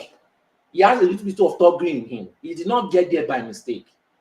That is just it. I'm begging Nigerians, stop having a loser's mindset. Believe you can win too. I know that they do a lot of cheating, but you too, you are a Nigerian. You too, you are smart. We are one of the smartest black people on this face, on this earth. You too, strategize. You know, we don't need to argue and forget all these arguments. Let's just unite for just on one goal. If we can succeed on one goal, I promise you, it will boost your morale, and you will start seeing your ability to be able to succeed against these people. Thank you. All right, thank you. Very well put. Eme. Thank you very much. I think Soli has made very good points, and that is just how, you know, I used to say that to change the nation itself, we just have to become restless.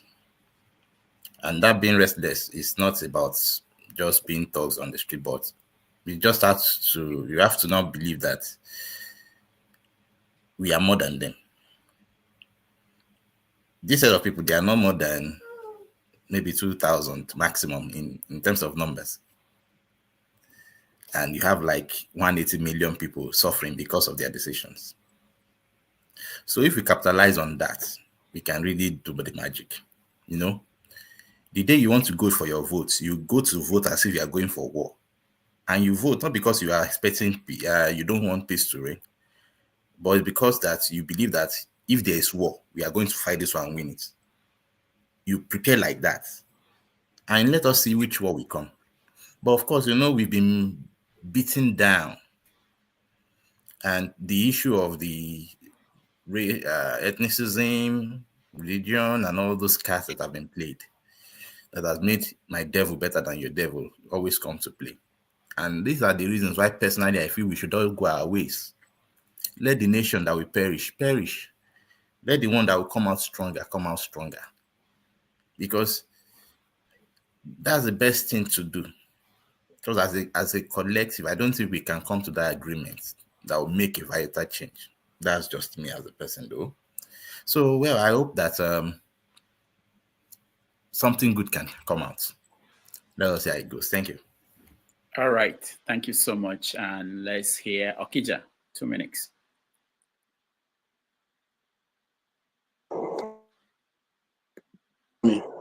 Okay.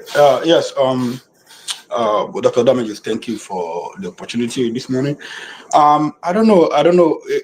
You said something about Aisha. Is it Aisha Yusuf? You know, they were talking about withholding remittances. I don't think, you know, that's not even a good idea. That's not even something to entertain. If anybody wants to, you know, punish, you know, family and friends, let the person go ahead. But I don't think somebody like me would just, not send help people out when it's most of the time, you know, not their fault. You know, they don't get ahead in life. Nigeria is meeting a lot of people. But I mean, you know, what we don't understand, I know you people have preferred some solution, you know, Dr. Damage is talking about laws, but, you know, desperation, just like, you know, KJ said, when you are desperate, when you need to, you know, someone was telling me about this guy that went to see a pastor. He had a problem. You know, he was desperate. He went to see a pastor, and the pastor was telling him about Jesus. You know, Jesus, he has been there. So he told the pastor to shut up. That Jesus never saw anything. That he said, has Jesus ever been in a situation where he couldn't feed his daughters or, you know, sons? So stop telling me about Jesus. You know. So tell me about, you know, real human beings, you know, not talking about somebody that knows his father owns, you know, the whole world. So I mean, when people are desperate, they do so many things, and that's why I said that the hunger in Nigeria is the problem why these things are happening. Because when this thing was happening, I started thinking, you know, why, then I called my kinsmen we went to our platform. I asked, any of our people went there. They said no. So and I started asking around. Even I asked one of my sisters, why do this thing has been happening? Have you gone to Obi Jackson? This has anybody from our family gone to Obi Jackson?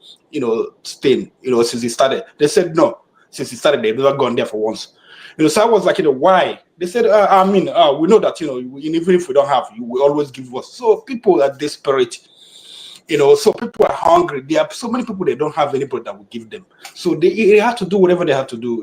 So that's why they were involved in this thing. But again, also I want to say something about in Nigeria, like this situation. Obi Jackson, he's been he's like I said, he has a big what's the name of that Jesuit secondary school in Akeja, from Abuja, the one in Abuja. So he brought a branch to Akeja, and he's been traveling. He has an oil concern, in somewhere in Caribbean.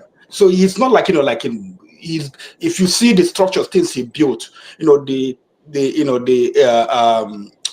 thought given into the things he built, schools, everything. You will see that so there's someone that travel. But sometimes I think because I've known some people that work with him, they are illiterate, because he doesn't want to hire good people to work with him. So these people, they are the ones who are holding this event, in the village, and then he will come and show off. And there's mentality in Nigerians. A lot of people that have money, they want to show off. I mean, why just like some people have said, why not just send this to people to villages, send it to their by kindred, let them go there and collect it. I've been involved in charity, there was one, someone was telling me, oh, I need to be a presentation or whatever. I said, I don't care about presentation. Just, give it to these people. Who cares about, so, but again, this thing will keep happening. Whether even if you make all the laws, it will still happen because policemen will come there, people will bribe them, and then the laws will not be obeyed. So that's something about Nigeria. Do we have to go back to the days of Buhari one and what's his name? His vice. What's the name of it? That's his vice. When they enforced discipline, made Nigerians queue up, made Nigerians, there was desperation then. Tunde, there was desperation then, but I knew that people were queued up. There was shortage of essential commodities like milk and things like that. But people queued up to receive those things, rice. Some people queued up. So I don't know what Nigerians, they have they contribute to these things, but then again the mindset. How do we change the mindset? It's not about laws. It's about telling people, like I had a conversation with my family members. I told them, anytime tanker, anything you see a fallen tanker, don't go near there. If you die there, I'm not going to bury you. I'm not going to bring money to bury you. I'm not even come to a burial. But then again, how many of us have how many of them have other people that will talk sense into them? So it's a big issue. But something I know is that poverty causes a lot of things. There are some sins, there are some wickedness you can't be, if you have money. That's the whole truth. All right. Thank you. So we have like 3 minutes, so I'll give 1 minute to each of the remaining people. CM. Okay, thank you. My last take on this thing is that may the souls of those that died in this stampede, the children at Ibadan, those at Abuja, and those at Okeja, may their soul rest in peace, and may this be the last time, good God, that we are going to hear that Nigerians died in a stampede, be it to write an exam under Bamoro in those days, or to rush for free food. Please let 2024 draw the curtain on this. That's what I'm going to say. Thank you. All right. Thank you so much, CM. X0, 1 minute, please. Yeah, Dr. Rudolph, thank you for giving me this 1 minute. I just wanted to say something about that mosque that pasted that Allah is better than Jesus or something like that. To a lot of people listening to this, my own advice is let Jesus fight for himself. And then anywhere they, sometimes they normally burn Quran here to provoke people. And I always tell the Muslims, let Allah fight for himself. Though that's the easiest way to unalive yourself, to go and be involved. Because most of the wars in this world, if you look from beginning, they are fought because of notions. And notions don't put bread on your table. It's either against the capitalists against the communists, the Buddhists against the Muslims, or the which one was the latest one again? Notions, ideas. Somebody wants to impose his own ideology on you, and then you carry the fight. Why are you fighting for Jesus? Leave all these kind of notions. Find a better thing to do with yourself. Thank you very much. All right. Thank you. The flagship. Thank you. Good afternoon, Rudolph. I know I'm late to the meeting, but just to say good afternoon to everybody on the show, and condolences to all the families in Ibadan, Abuja, and Anambra, and also to say happy holidays, Merry Christmas to everyone on the show. Stay strong, do whatever you can to remain alive. Thank you. All right, thank you. Let me remind everybody that tomorrow on 90 Minutes Africa, we will have Dr. Malcolm Fabi joining us to look at Beyond Dele Farotimi, the fast shrinking political space in Nigeria. So if you can join us tomorrow at 12:30 p.m. New York time and 6:30 p.m. Nigerian time, we will appreciate that. Now, let me thank the people who supported us today. It's very important to remember them and thank them. Alexander Gomez, Kulata, T. Leach, Henry Gabriel, Shosho, Topeho, Jaja, Nana Bash, and everybody else who helped behind the scene to bring you this program. We appreciate all of you. I want to thank all of you, and for those who may not join us tomorrow, wish you a Merry Christmas. We will be here next weekend on Have Your Say 247 and 90 Minutes Africa. But there's another program going on. It will start immediately this one ends. Please join and be part of that conversation. We're going to continue on the topics we didn't get to hear, which are things like the budget for 2025 that was presented, and many other things that happened, including Edo State, where the local government chairmen were removed by the government of the state, and then the court said they should come back. So please join that conversation. Thank you so much for being with me. I will come back maybe and see what's going on. On behalf of the team, I thank you, Sully, for being here. CM, thank you so much for being here. X0, thank you. The flagship, thank you. And I will see you guys next time. Take care.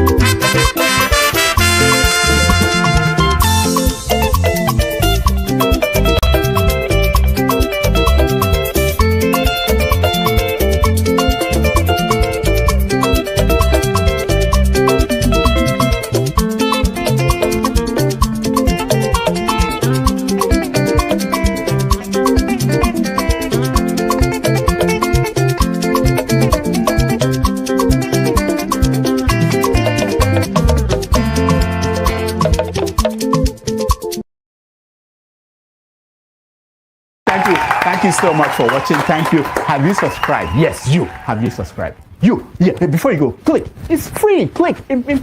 Just that's it. Have you subscribed? You are laughing. Have you subscribed? Have you subscribed? Thank you. Thank you.